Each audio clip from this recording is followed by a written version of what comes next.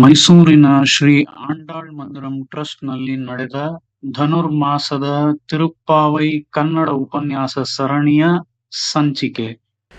श्रीविष्णुचित्तकुलनन्दनकल्पवल्लीं श्रीरङ्गराजहरिचन्दनयोगदृश्यां साक्षात् क्षमां करुणया कमलामिवान्यां गोदामनन्यशरणः शरणं प्रपद्ये। यो नित्यमच्युतपदाम्बुजयुग्मरुक्म व्यामोहतस्तदितराणि तृणाय मेने। अस्मद्गुरोर्भगवतोऽस्य दयैकसिन्धोः रामानुजस्य चरणौ शरणं प्रपद्ये। श्रीमान् वेङ्कटनाथार्यः कवितार्किककेसरी वेदान्ताचार्यवर्यो मे सन्निधत्तां सदा हृदि। प्रपद्ये निरवद्यानां निषद्यां गुणसम्पदां शरणं भवभीतानां षठकोपमुनीश्वरं।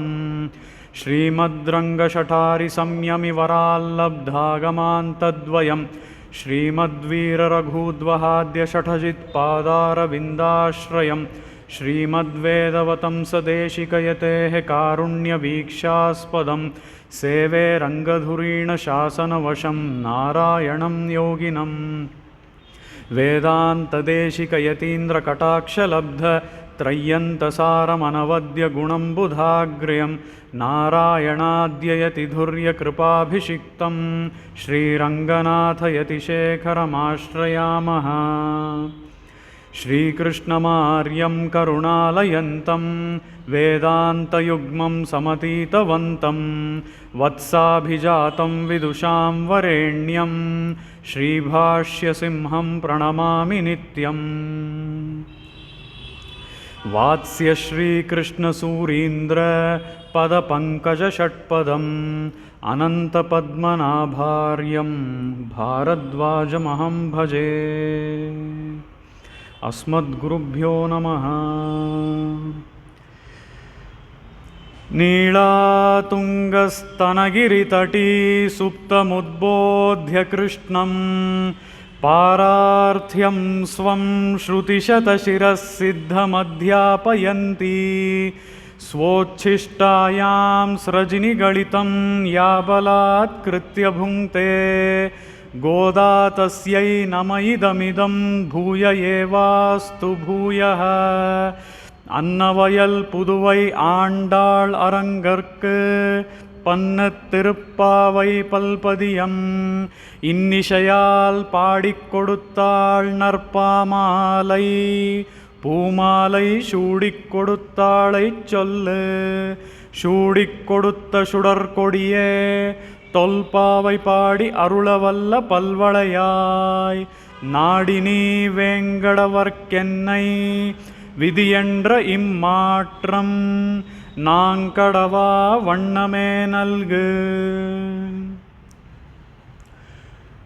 புள்ளின் வாய்க்கீண்டானை பொல்லா அரக்கனை கிள்ளிக் களைந்தானை கீர்த்திமை பாடிப்போய் பிள்ளைகளெல்லாரும் பாவை களம்புக்கார் வெள்ளி எழுந்து வியாழம் உறங்கிற்று புள்ளும் சிலம்பினகான் போதரி கண்ணினாய் குள்ளக் குளிர குடைந்து நீராடாதே பள்ளிக் கிடத்தியோ பாவாய் நீ நன்னாளால் கள்ளம் தவிர்ந்து கலந்தேலோர் ಎಂಪಾವಾಯ್. ಇವತ್ತಿನ ಉಪನ್ಯಾಸದ ಪಾಶುರ கற்றுக்கரவை கணங்கள் பலக்கருந்து செற்றார் திரளழும் சென்று செருச்செய்யும் குற்றமொன்றில்லாத கோவலர்த்தம் பொற்கொடியே புற்றரவல்குர் புனமயிலே போதராய் சுற்றத்துத் தோழிமார் எல்லாரும் வந்து நின் முற்றம் புகுந்து முகில்வண்ணன் பேர் பாட சிற்றாதே பேசாதே செல்வப் பெண்டாட்டி நீ எற்றுக்குறங்கும் பொருளேலோர் எம்பாவாய். ಮೊದಲಿಗೆ ಇಲ್ಲಿ ನೆರೆದಿರುವಂತಹ ಸರ್ವರಿಗೂ ನನ್ನ ನಮಸ್ಕಾರಗಳು. ಇವತ್ತು ನಾವು ಉಪನ್ಯಾಸದಲ್ಲಿ ನೋಡ್ತಾ ಇರುವಂತಹ ಪಾಶುರ 11ನೇ ಪಾಶುರ. ತಿರುಪ್ಪಾವೈನಲ್ಲಿ 11ನೆಯ ಪಾಶುರ ಕಟ್ರು ಕರವೈ ಕಣಂಗಳ್ ಪಲಕ್ಕರಂದು ಅಂತ ಆರಂಭಿಸುತ್ತೆ. ಈ ಪಾಶುರದಲ್ಲಿ ಈಗಾಗಲೇ ನಾವು ನೋಡಿರುವ ಹಿಂದಿನ 10 ಪಾಶುರಗಳಂತೆಯೇ ಈ ಪಾಶುರದಲ್ಲೂ ಸಹ ಸಾಮಾನ್ಯವಾದ ಅರ್ಥ, ವಿಶೇಷವಾದ ಅರ್ಥಗಳು ಬಹಳಷ್ಟು ಅಡಗಿವೆ. ಈಗ ಹಿಂದಿನ ಪಾಶುರಗಳ ಅರ್ಥವನ್ನು ನಾವು ಯಾವ ಕ್ರಮದಲ್ಲಿ ನೋಡಿದ್ವಿ ಅಂತ ನೋಡೋದಾದರೆ, ಇಲ್ಲಿಯವರೆಗೂ 10 ಪಾಶುರಗಳಿಗೆ ಅರ್ಥವನ್ನು ನಾವು ಸಾಮಾನ್ಯ ಅರ್ಥವನ್ನು ಮೊದಲಿಗೆ, ನಂತರ ವಿಶೇಷ ಅರ್ಥ, ಈ ಕ್ರಮದಲ್ಲಿ ನೋಡ್ಕೊಂಡು ಬಂದಿದ್ದೀವಿ. ಇವಾಗ ಈ ಪಾಶುರಕ್ಕೂ ಸಹ ಅದೇ ಕ್ರಮದಲ್ಲಿ ಅರ್ಥಗಳನ್ನು ನೋಡೋಣ. ಅದಕ್ಕೆ ಮುಂಚೆ, ಈ ಪಾಶುರವನ್ನು ಆರಂಭಿಸೋದಕ್ಕೆ ಮುಂಚೆ, ನೆನ್ನೆಯ ಪಾಶುರ ನೋಟ್ರು ಚುವರ್ಗುಂ ಪುಗಗಿಂಡ್ರ ಅಮ್ಮನಾಯ್ ಅಂತ ಯಾವ ಒಂದು ಪಾಶುರವನ್ನು ನೆನ್ನೆ ನೋಡಿದ್ವೋ ಆ ಪಾಶುರದ ಒಂದು ರೀಕ್ಯಾಪನ್ನು ನಾವು ನೋಡೋದಾದರೆ, ನೋಟ್ರು ಚುವರ್ಗುಂ ಪೂಗಿಂಡ್ರ ಅಮ್ಮನಾಯ್ ಮಾಟ್ರಮುಂ ತಾರಾರೋ ವಾಶಲ್ ತಿರವಾದಾರ್ ಅಂತ ಹೇಳಿ ಆ ಪಾಶುರದಲ್ಲಿ ಒಬ್ಬೊಬ್ಬ ಸಖಿಗೆ ಒಂದೊಂದು ಯುನೀಕ್ ಕ್ಯಾರೆಕ್ಟರಿಸ್ಟಿಕ್ ಅಂತ ಹೇಳಿದ್ದೆ ಅಲ್ವಾ. ಈ ಸಖಿಯ ಒಂದು ವಿಶೇಷವಾದ ಗುಣ ಏನು ಅಂದರೆ, ನೋಟ್ರು ಚುವರ್ಗಂ ಪುಗುಗಿಂಡ್ರ ಅಮ್ಮನಾಯ್, ಇವಳು ಆ ಸ್ವರ್ಗ ಅಂತ ಅಂದರೆ ಇಲ್ಲಿ ಸ್ವರ್ಗ ಅಲ್ಲ, ಆ ರೀತಿಯಾದ ಉತ್ತಮವಾದ ಫಲಗಳನ್ನು ಕರುಣಿಸುವಂತಹ ಶ್ರೀಕೃಷ್ಣನನ್ನು ಯಾವಾಗಲೂ ಧ್ಯಾನಿಸ್ಕೊಂಡಿರೋಳು ಆ ಸಖಿ. ಅಂಥ ಸಖಿ ಇವಳು ಅಂತ ಹೇಳಿ ಈ ಸಖಿಗೆ ವಿಶೇಷವಾದ ಗುಣವನ್ನು ಇಲ್ಲಿ ನಾವು ನೋಡ್ಬೋದು. ನೋಟ್ರು ಚುವರ್ಗುಂ ಪೂಗಿಂಡ್ರ ಅಮ್ಮನಾಯ್, ಅಮ್ಮನಾಯ್ ಅನ್ನೋವಂಥದ್ದು ಇವಳು ನಮ್ಮ ಭಾಗವತರ ಗೋಷ್ಠಿಗೆ ನಾಯಕಿಯಾಗಿರುವವಳು ಅಂತ ಹೇಳಿ ಇವಳಿಗೆ ಒಂದೊಂದಾದ ವಿಶೇಷವಾದ ಗುಣಗಳನ್ನು ಇಲ್ಲಿ ತೋರಿಸ್ತಾ ಇದ್ದಾರೆ. ಅದರ ಜೊತೆಗೆ ಮಾಟ್ರಮುಂ ತಾರಾರೋ ವಾಶಲ್ ತಿರವಾದಾರ್, ನೀನು ಮಾತನಾಡದೆ ಹೋದರೂ ಪರವಾಗಿಲ್ಲ, ನಾವು ಬಂದು ಇಷ್ಟೆಲ್ಲ ಕೇಳ್ಕೊಳ್ತಾ ಇದ್ದೀವಿ, ನೀನು ಬಾ ನಮ್ಮ ಜೊತೆಗೆ ಈ ವ್ರತಕ್ಕೆ, ಈ ಪಾವೈ ನೋಂಬನ್ನು ಅನುಷ್ಠಾನ ಮಾಡೋದಕ್ಕೆ ನಮ್ಮ ಜೊತೆಗೆ ಬಾ ಅಂತ ಕೇಳ್ಕೊಳ್ತಾ ಇದ್ದೀವಿ, ನಿನ್ನ ಕಡೆಯಿಂದ ಒಂದು ಸಣ್ಣ ರೆಸ್ಪಾನ್ಸ್ ಕೂಡ ಇಲ್ಲ, ಆದರೂ ಪರವಾಗಿಲ್ಲ, ನೀ ಬಂದು ಬಾಗಿಲು ತೆಗಿ ಅಂತ ಹೇಳಿ ಇಲ್ಲಿ ಗೋದಾದೇವಿ ತೋರಿಸ್ತಾ ಇದ್ದಾಳೆ. ಇದಕ್ಕೆ ನಾವು ಹಲವಾರು ಅರ್ಥಗಳನ್ನು ನೋಡಿದ್ವಿ, ವಿಶೇಷಾರ್ಥಗಳು. ಅದರಲ್ಲಿ ಒಂದನ್ನು ನಾವು ನೋಡೋದಾದರೆ, ಆ ಹನುಮಂತ ಸೀತೆಯ ಬಳಿ ಹೋದಾಗ, ಯುದ್ಧ ಎಲ್ಲ ಮುಗಿಸಿದ ನಂತರ ಸೀತೆಗೆ ಈ ರೀತಿಯಾಗಿ ಶ್ರೀರಾಮ ಯುದ್ಧದಲ್ಲಿ ಗೆದ್ದಾಯಿತು, ಶ್ರೀರಾಮನ ವಿಜಯ ಸಿದ್ಧಿಸಿದೆ ಅಂತ ಹೇಳಿದಾಗ ಆ ಸೀತೆಯ ರಿಯಾಕ್ಷನ್ ಹೇಗಿತ್ತು ಅಂತ ನೋಡಿದ್ರೆ ವಾಲ್ಮೀಕಿಗಳು ಅದನ್ನು ಕ್ಯಾಪ್ಚರ್ ಮಾಡಿ ನಮಗೆ ಕೊಡ್ತಾರೆ. ವಾಲ್ಮೀಕಿಗಳು ಏನು ಹೇಳ್ತಾರೆ ಅಂತ ಅಂದರೆ, ಆ ಸೀತೆ ಹಾಗೇ ಆ ಹನುಮಂತನ ಮಾತುಗಳನ್ನು ಕೇಳಿ ರಾಮನ ವಿಜಯ ಏನೋ ಆಗಿದೆ, ಆದರೆ ಸೀತೆಗೆ ಆ ಸಮಯದಲ್ಲಿ ಏನೂ ಮಾತುಗಳೇ ಹೊರಗೆ ಬರಲಿಲ್ಲ. ಅವಳು ಹಾಗೇ ನಾಚಿಕೆಯಿಂದ ತಲೆ ಬಗ್ಗಿಸ್ಕೊಂಡ್ಳು, ಒಂದು ಸಣ್ಣದಾದಂತಹ ಸ್ಮೈಲ್ ಕೊಟ್ಲು, ಅಷ್ಟೇ, ಬೇರೆ ಯಾವ ಮಾತು ಹೊರಗೆ ಬರಲಿಲ್ಲ. ಆದರೆ ಅದೇ ಸಮಯದಲ್ಲಿ ಹನುಮಂತ ಅಲ್ಲಿ ತಾಯಾರು ಏನಾದರೂ ಮಾತಾಡಬೇಕು ಅಂತ ಎಕ್ಸ್ಪೆಕ್ಟ್ ಮಾಡ್ತಾ ಇದ್ದ, ಆದರೆ ಸೀತೆ ಮಾತಾಡಲಿಲ್ಲ. ಅದೇ ರೀತಿ ಇಲ್ಲೂ ಸಹ ಸಖಿಯರೆಲ್ಲರೂ ಆ ಒಬ್ಬ ಸಖಿಯನ್ನು ಎಬ್ಸೋದಕ್ಕೆ ಹೋಗಿದ್ದಾರೆ. ಆ ಸಖಿ ಮಾತಾಡಬೇಕು ಅಂತ ಎಕ್ಸ್ಪೆಕ್ಟ್ ಮಾಡ್ತಾ ಇದ್ದಾರೆ, ಆದರೆ ಅವಳು ಮಾತು ಆಡ್ತಾ ಇಲ್ಲ, ಬಾಗಿಲು ತೆಗಿತಾ ಇಲ್ಲ. ಇದೇ ಇನ್ನೊಂದು ಸಂದರ್ಭದಲ್ಲಿ ನಾವು ನೋಡೋದಾದರೆ, ದ್ರಷ್ಟಾ ಸೀತಾ ಅಂತ ಹೇಳಿ ಹನುಮಂತ ಶ್ರೀರಾಮನಿಗೆ ಸೀತೆಯನ್ನು ನಾನು ನೋಡ್ಕೊಂಡು ಬಂದಿದ್ದೀನಿ ಅಂತ ಹೇಳಿದ ನಂತರ ಶ್ರೀರಾಮ ಕೇಳ್ತಾನೆ, ನನ್ನ ಸೀತೆ ಏನು ಹೇಳಿದ್ಲು, ನೀ ಹೇಳು ಬೇಗ, ಮಾತಾಡು ಮಾತಾಡು ಅಂತ ಹೇಳಿ ಮನವಿ ಮಾಡ್ಕೊಳ್ತಾನೆ, ಬೇಡ್ಕೊಳ್ತಾನೆ ಹನುಮಂತನ್ನ. ಅಂದರೆ ಅಷ್ಟು ಉತ್ಸುಕತೆಯಿಂದ, ಅಷ್ಟು ಕಾತುರತೆಯಿಂದ ಅವನು ಕೇಳ್ಕೊಳ್ತಾ ಇದ್ದಾನೆ. ಅಲ್ಲಿ ಹನುಮಂತ ಸೀತೆ ಏನು ಹೇಳಿದ್ಲು ಅನ್ನೋದನ್ನು ಮುಂದೆ ಹೇಳಬೇಕು. ಇಲ್ಲಿ ಈ ಕಾತುರತೆ, ಉತ್ಸುಕತೆಯನ್ನು ಏನಕ್ಕೆ ತೋರಿಸ್ತಾ ಇದ್ದೀವಿ ಅಂತ ಅಂದರೆ, ಈಗ ನಾವೆಲ್ಲರೂ ಅದೇ ಥರ ನಿನ್ನ ಜೊತೆ ಮಾತಾಡ್ತಾ ಇದ್ದೀವಿ, ಆದರೆ ನೀನು ನಮ್ಮ ಜೊತೆ ಮಾತಾಡ್ತಾ ಇಲ್ಲ, ನೀನು ಮೌನವಾಗೇ ಇದೆಯಾ ಅಂತ ಹೇಳಿ ಇಲ್ಲಿ ಈ ಸಖಿಯರೆಲ್ಲರೂ ಆ ಒಬ್ಬ ಸಖಿಯನ್ನು ಎಬ್ಸೋದಕ್ಕೆ ಹೋಗಿದ್ದಾಗ ಈ ರೀತಿ ಹೇಳ್ತಾ ಇದ್ದಾರೆ. ಅದಲ್ಲದೆ ನಾವು ನೆನ್ನೆಯ ಪಾಶುರದಲ್ಲಿ ನೋಡಿದಂತಹ ಮತ್ತೊಂದು ಮುಖ್ಯವಾದ ವಿಷಯ, ನಾಟ್ರುತ್ತುಳಾಯ್ಮುಡಿ ನಾರಾಯಣನ್. ನಾಟ್ರುತ್ತುಳಾಯ್ಮುಡಿ ನಾರಾಯಣನ್ ಅನ್ನುವಂಥದ್ದು ಹೇಗೆ ಮೊದಲೇ ಒಂದು ID ಕಾರ್ಡ್, ಒಂದು ಐಡೆಂಟಿಫಿಕೇಷನ್ ಕಾರ್ಡ್ ಆ ಪರಮಾತ್ಮನಿಗೆ ಯಾವುದು ಅಂತ ಹೇಳಿದ್ದೆ ಹಿಂದಿನ ಪಾಶುರಗಳಲ್ಲಿ, ಅದು ಅವನ ಪುಂಡರೀಕಾಕ್ಷ ಅನ್ನುವಂತಹ ರೀತಿಯಲ್ಲಿ ದೀರ್ಘವಾಗಿ ಎಳೆಯುವಂತಹ, ಆ ರೀತಿ ದೀರ್ಘವಾಗಿ ಹೇಗೆ ಪುಂಡರೀಕಾಕ್ಷ ಅಂತ ಎಳಿತೀವೋ ಅದೇ ರೀತಿಯಲ್ಲಿ ದೀರ್ಘವಾಗಿ ಇಲ್ಲಿಂದ ಇಲ್ಲಿಯವರೆಗೂ ಇರುವಂತಹ ಆ ಕಮಲದ ದಳದಂತಹ ಕಣ್ಣುಗಳು, ಅಂಥ ಕಣ್ಣುಗಳನ್ನು ಹೊಂದಿರುವ ಪುಂಡರೀಕಾಕ್ಷ ಅಲ್ವಾ, ಅವನಿಗೆ ಇದೇ ಐ ಡಿ ಕಾರ್ಡ್, ಈ ಕಣ್ಣುಗಳೇ ಐ ಡಿ ಕಾರ್ಡ್, ಇದೇ ಗುರುತಿನ ಚೀಟಿ. ಇದೊಂದು ಗುರುತಿನ ಚೀಟಿ ಆದರೆ ಇದೇ ಇನ್ನೊಂದು ಫೀಚರ್ ಕೂಡ ಅವನ ಗುರುತಿನ ಚೀಟಿಗೆ ಸೇರುತ್ತೆ. ಅದೇನು ಅಂದರೆ ನಾಟ್ರತ್ತುಳಾಯ್ಮುಡಿ ನಾರಾಯಣನ್. ಆ ಶ್ರೀಮನ್ ನಾರಾಯಣ ಬರೋದಕ್ಕೆ ಮುಂಚೆನೇ ಅವನ ತುಳಸಿ ಮಾಲೆಗಳ ವಾಸನೆ ಪರಿಮಳ ನಮಗೆ ಬರುತ್ತಂತೆ. ಆ ರೀತಿಯಲ್ಲಿ ಆ ತುಳಸಿ ಮಾಲೆಗಳ ಪರಿಮಳ ನಮಗೆ ಮೊದಲು ಬರುತ್ತೆ, ಆಮೇಲೆ ಆ ಪರಮಾತ್ಮ ಬರ್ತಾನೆ. ಇದನ್ನು ನಾವು ಎಲ್ಲಿ ನೋಡ್ಬೋದು ಅಂತ ಅಂದರೆ, ರುಕ್ಮಿಣಿಯನ್ನು ಕಿಡ್ನ್ಯಾಪ್ ಮಾಡಿಕೊಂಡು, ರುಕ್ಮಿಣಿಯನ್ನು ಇವತ್ತಿನ ಒಂದು ಮಾಡ್ರನ್ ವಿವಾಹದ ಥರನೇ ಅವತ್ತು ಶ್ರೀಕೃಷ್ಣ ಮದುವೆ ಮಾಡ್ಕೊಂಡಿದ್ದು ರುಕ್ಮಿಣಿಯನ್ನು. ಅದರಲ್ಲೂ ನಾವು ನೋಡೋದಾದರೆ ಆ ರುಕ್ಮಿಣಿಯನ್ನು ಮದುವೆ ಮಾಡ್ಕೊಳ್ಳುವಂಥ ಸಮಯದಲ್ಲಿ ಶ್ರೀಕೃಷ್ಣ ರಥದಲ್ಲಿ ಬರಬೇಕಾದ್ರೆ ಏನೇನೂ ಕಾಣ್ತಾ ಇರಲಿಲ್ವಂತೆ ಎಷ್ಟೋ ದೂರಕ್ಕೆ. ಯಾಕೆ ಅಂತ ಅಂದರೆ ಅಷ್ಟು ಧೂಳು, ಕೆಳಗೆಲ್ಲ ಬರೀ ಮಣ್ಣು ಹಾಗೂ ಮರಳು, ಇದರಿಂದ ಏಳುತ್ತಿರುವಂತಹ ಧೂಳು, ಇದರಲ್ಲಿ ಏನು ಕಣ್ಣಿಗೆ ಕಾಣ್ತಾ ಇಲ್ಲ.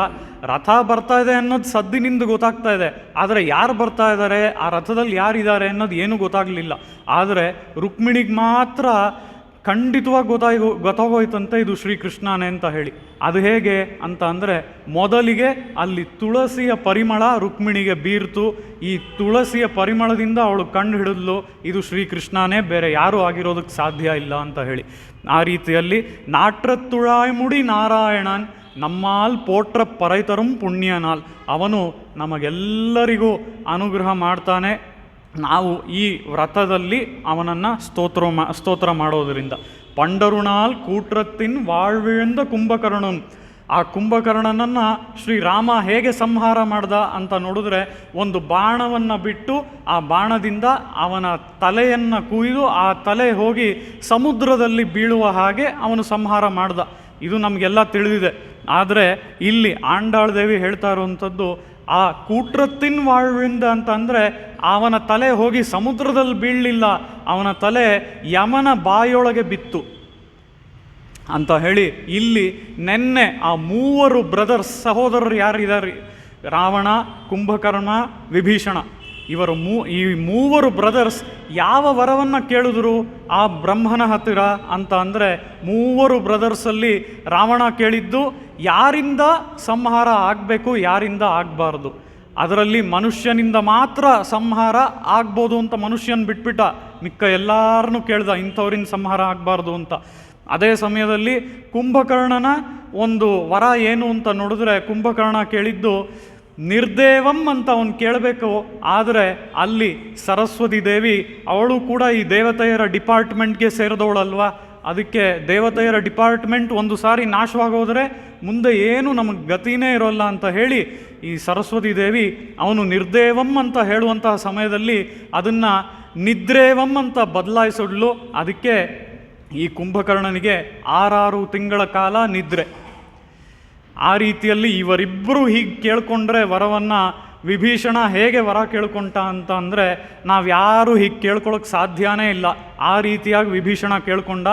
ಪರಮ ಆಪದ್ಗತಸ್ಯಾಪಿ ಅಂತ ಹೇಳಿ, ಎಂಥ ಪರಮ ಆಪತ್ತು ಬಂದರೂ ಕೂಡ ಅಂತಹ ಕಾಲದಲ್ಲೂ ನನ್ನ ಬುದ್ಧಿ ಧರ್ಮಚಿಂತನೆಯಲ್ಲೇ ಹೋಗಬೇಕು ಅಂತ ಹೇಳಿ ಆ ವಿಭೀಷಣ ವರ ಕೇಳ್ಕೊಂಡ.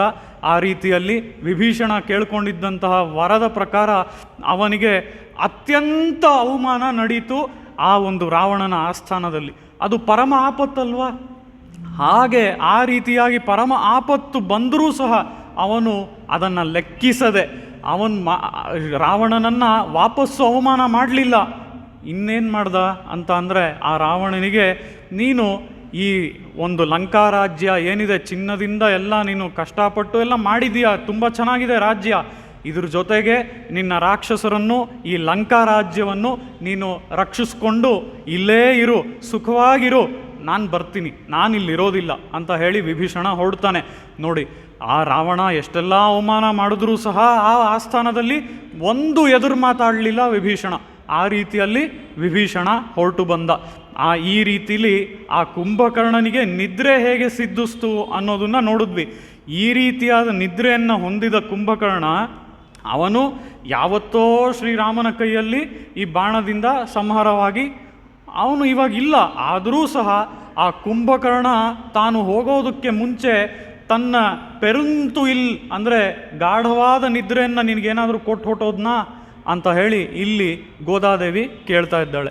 ಆ ರೀತಿಯಲ್ಲಿ ತೋಟ್ರುಂ ಉನಕ್ಕೆ ಪೆರುಂತು ಇಲ್ತಾನ್ ತಂದಾನೋ ಆಟ್ರ ಅನಂದಲುಡಯಾಯ್ ಅರುಂಗಲಮೆ ಅಂತ ಅಂದರೆ ಇಲ್ಲಿ ಆಟ್ರ ಅನಂದಲುಡಯಾಯ್ ಅಂತ ಅಂದರೆ ಆ ಶ್ರೀಕೃಷ್ಣನ ಧ್ಯಾನದಲ್ಲಿ ನೀನು ಯಾವಾಗಲೂ ಇರುವಂಥವಳು, ಹಾಗಿದ್ದರೂ ಸಹ ನೀನು ಯಾಕೆ ಇಲ್ಲಿ ಹೊರಗೆ ಬರ್ತಾ ಇಲ್ಲ ಅಂತ ಹೇಳಿ ಆ ಸಖಿಯನ್ನು ಕೇಳಿ ಎಬ್ಬಿಸ್ತಾ ಇದ್ದಾಳೆ.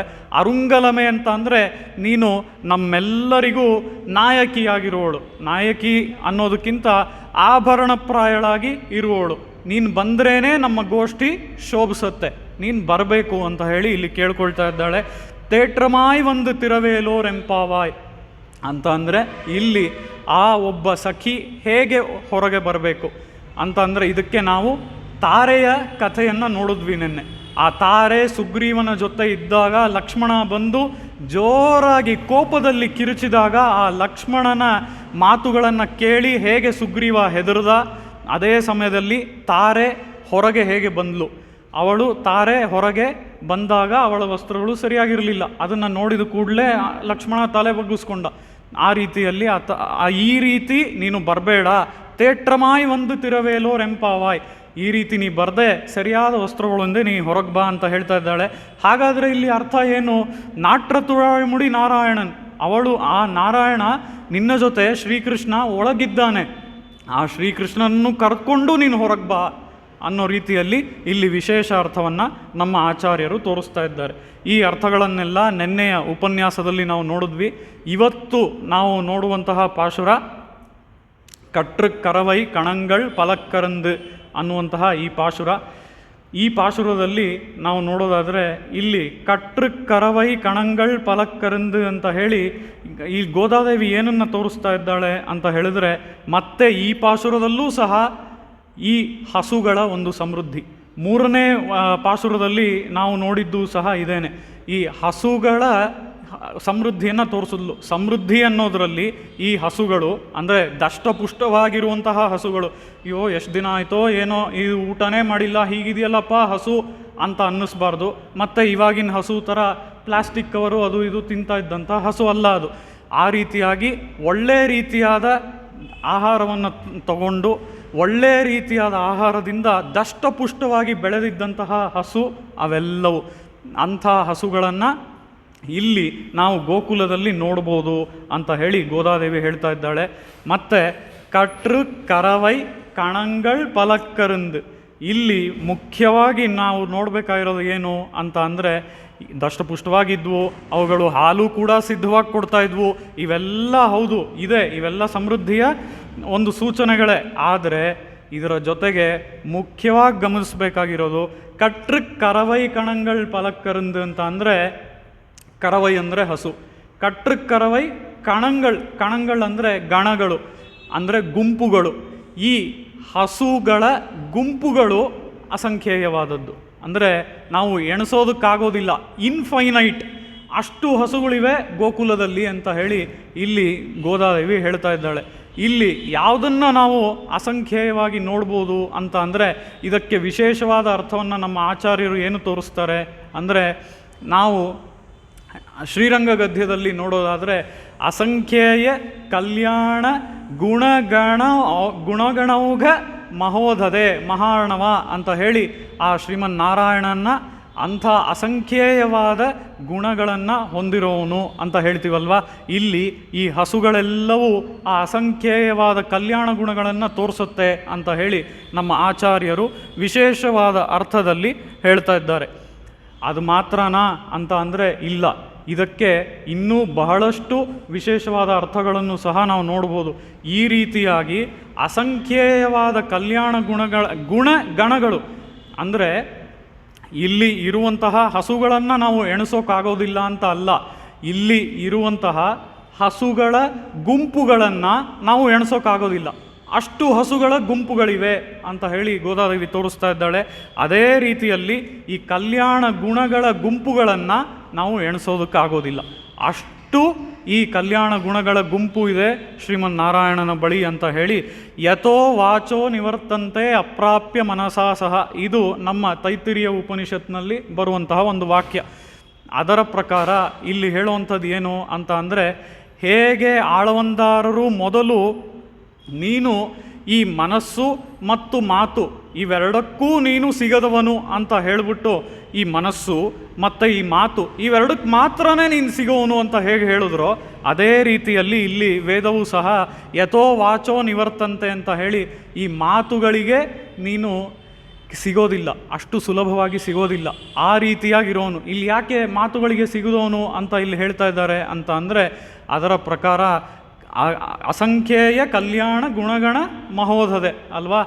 ಹೇಗೆ ಅಸಂಖ್ಯೇಯವಾದ ಕಲ್ಯಾಣ ಗುಣಗಣಗಳನ್ನು ನೀನು ಹೊಂದಿದೆಯೋ, ಆದ ಕಾರಣ ನೀನು ನಮ್ಮ ಮಾತುಗಳಿಗೆ, ನಮ್ಮ ಸ್ತುತಿಗೆ, ನಾವೇನೋ ಸ್ತುತಿ ಮಾಡ್ಬೋದು ನಮ್ಮ ಕೈಲಾದಷ್ಟು, ಆದರೆ ಅದು ನಿಜವಾಗ್ಲೂ ನಿನ್ನನ್ನು ಸ್ತುತಿ ಮಾಡ್ದಂಗೆ ಆಗತ್ತಾ ಅಂತ ಅಂದರೆ ಈ ಮಾತುಗಳಿಗೆ ಎಟುಕದೇ ಇರೋನು ನೀನು.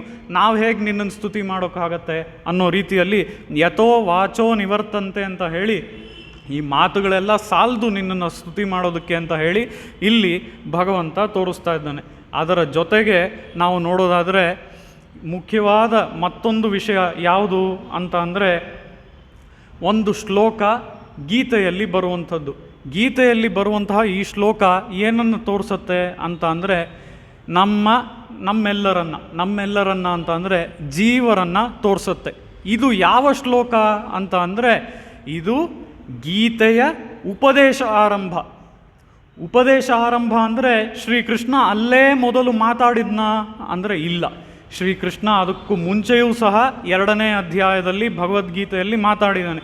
ಕ್ಲೈಬ್ಯಂ ಮಾಸ್ಮ ಗಮಃ ಪಾರ್ಥ ನೈತತ್ವಯುಪವದ್ಯತೆ ಅಂತ ಹೇಳಿ, ಏನಿದು ನಿನ್ನ ಅವತಾರ, ನೀನು ಎಷ್ಟು ಧೈರ್ಯವಂತ, ನೀನು 1 ವರ್ಷದಲ್ಲಿ ಆ ಉತ್ತರ ರಾಜ್ಯದ ಪಾಂಚಾಲ ರಾಜ್ಯದಲ್ಲಿ ನೀ ಇದ್ದೀಯಲ್ಲ, ಅದು ವೇಷ ಮರೆಸ್ಕೊಂಡು, ಆಗ ನೀನು ಯಾವ ವೇಷದಲ್ಲಿದ್ದೆ ನಿನಗೆ ನೆನಪಿದೆಯಾ? ನೀನು ಬೃಹನ್ನಳೆಯ ವೇಷದಲ್ಲಿದ್ದೆ.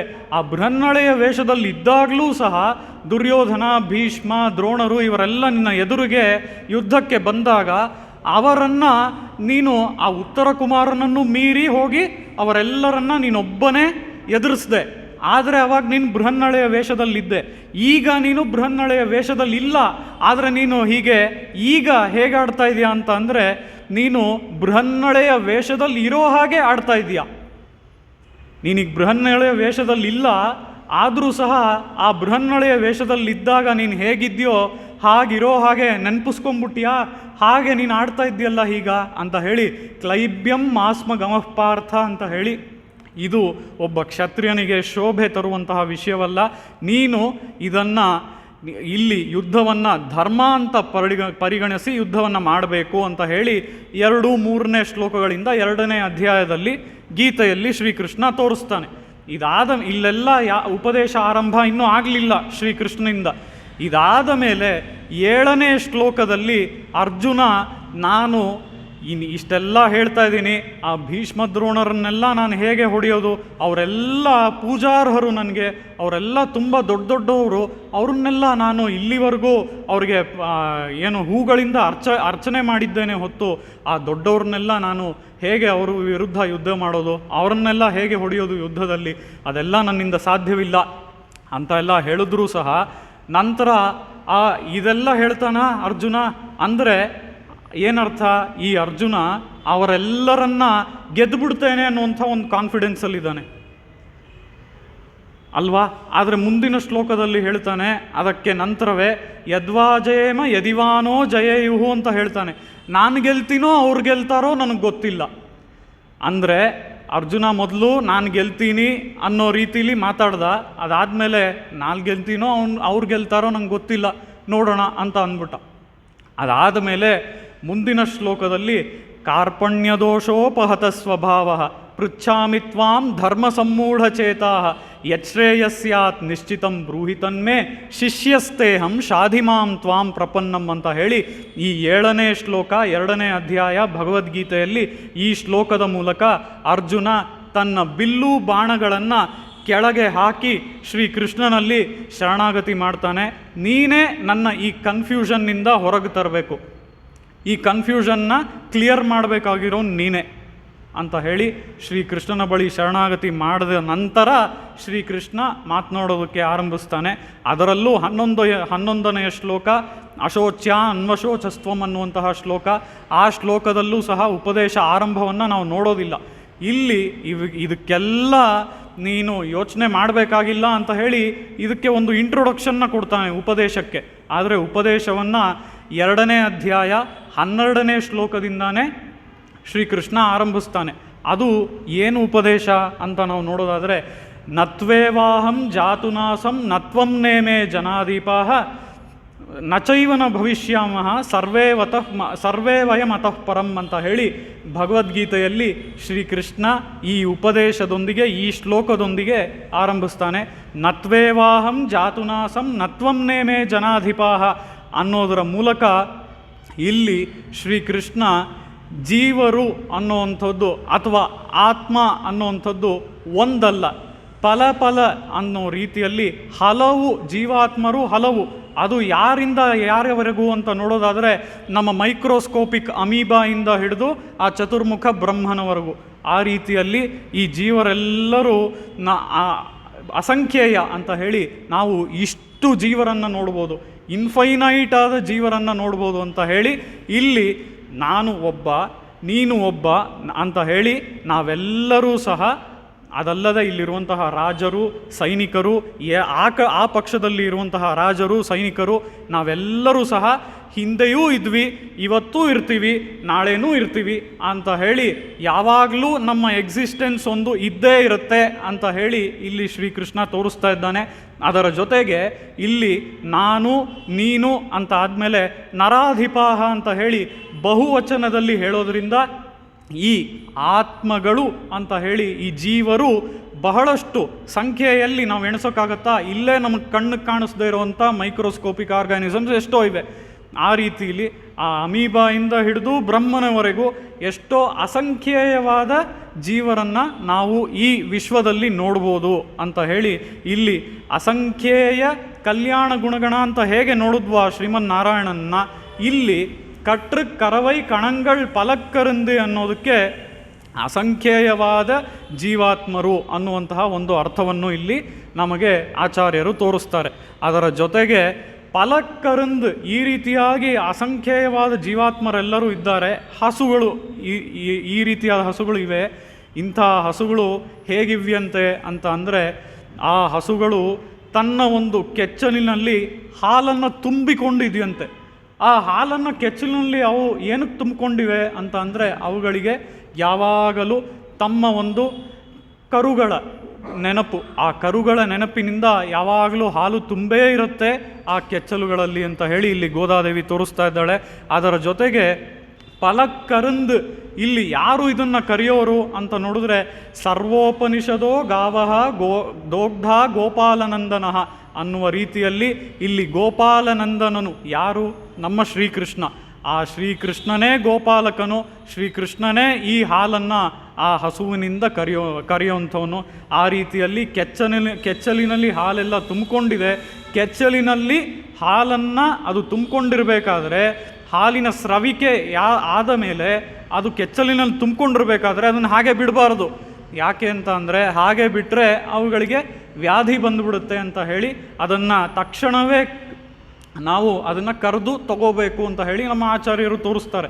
ಅದರ ಪ್ರಕಾರ ಇಲ್ಲಿ ಆ ಶ್ರೀಕೃಷ್ಣನೇ ಆ ಹಾಲನ್ನು ಆ ಕೆಚ್ಚಲಿನಿಂದ ಕರೆದ ಅಂತ ಹೇಳಿ ತೋರಿಸ್ತಾ ಇದ್ದಾರೆ. ಅದರ ಜೊತೆಗೆ ಇಲ್ಲಿ ವಿಶೇಷವಾದ ಅರ್ಥವನ್ನು ನಾವು ನೋಡೋದಾದರೆ, ಆ ಹಾಲಿನ ಸ್ರವಿಕೆ ಏನಕ್ಕಾಯಿತು ಈ ಹಸುಗಳಿಗೆ ಅಂತ ನೋಡಿದ್ರೆ, ಆ ಹಾಲಿನ ಸ್ರವಿಕೆ ಆಗಿದ್ದು ಕರುಗಳನ್ನು ನೆನೆಸ್ಕೊಂಡು ಆ ಹಾಲಿನ ಸ್ರವಿಕೆ ಕೆಚ್ಚಲಿನಲ್ಲಾಯಿತು.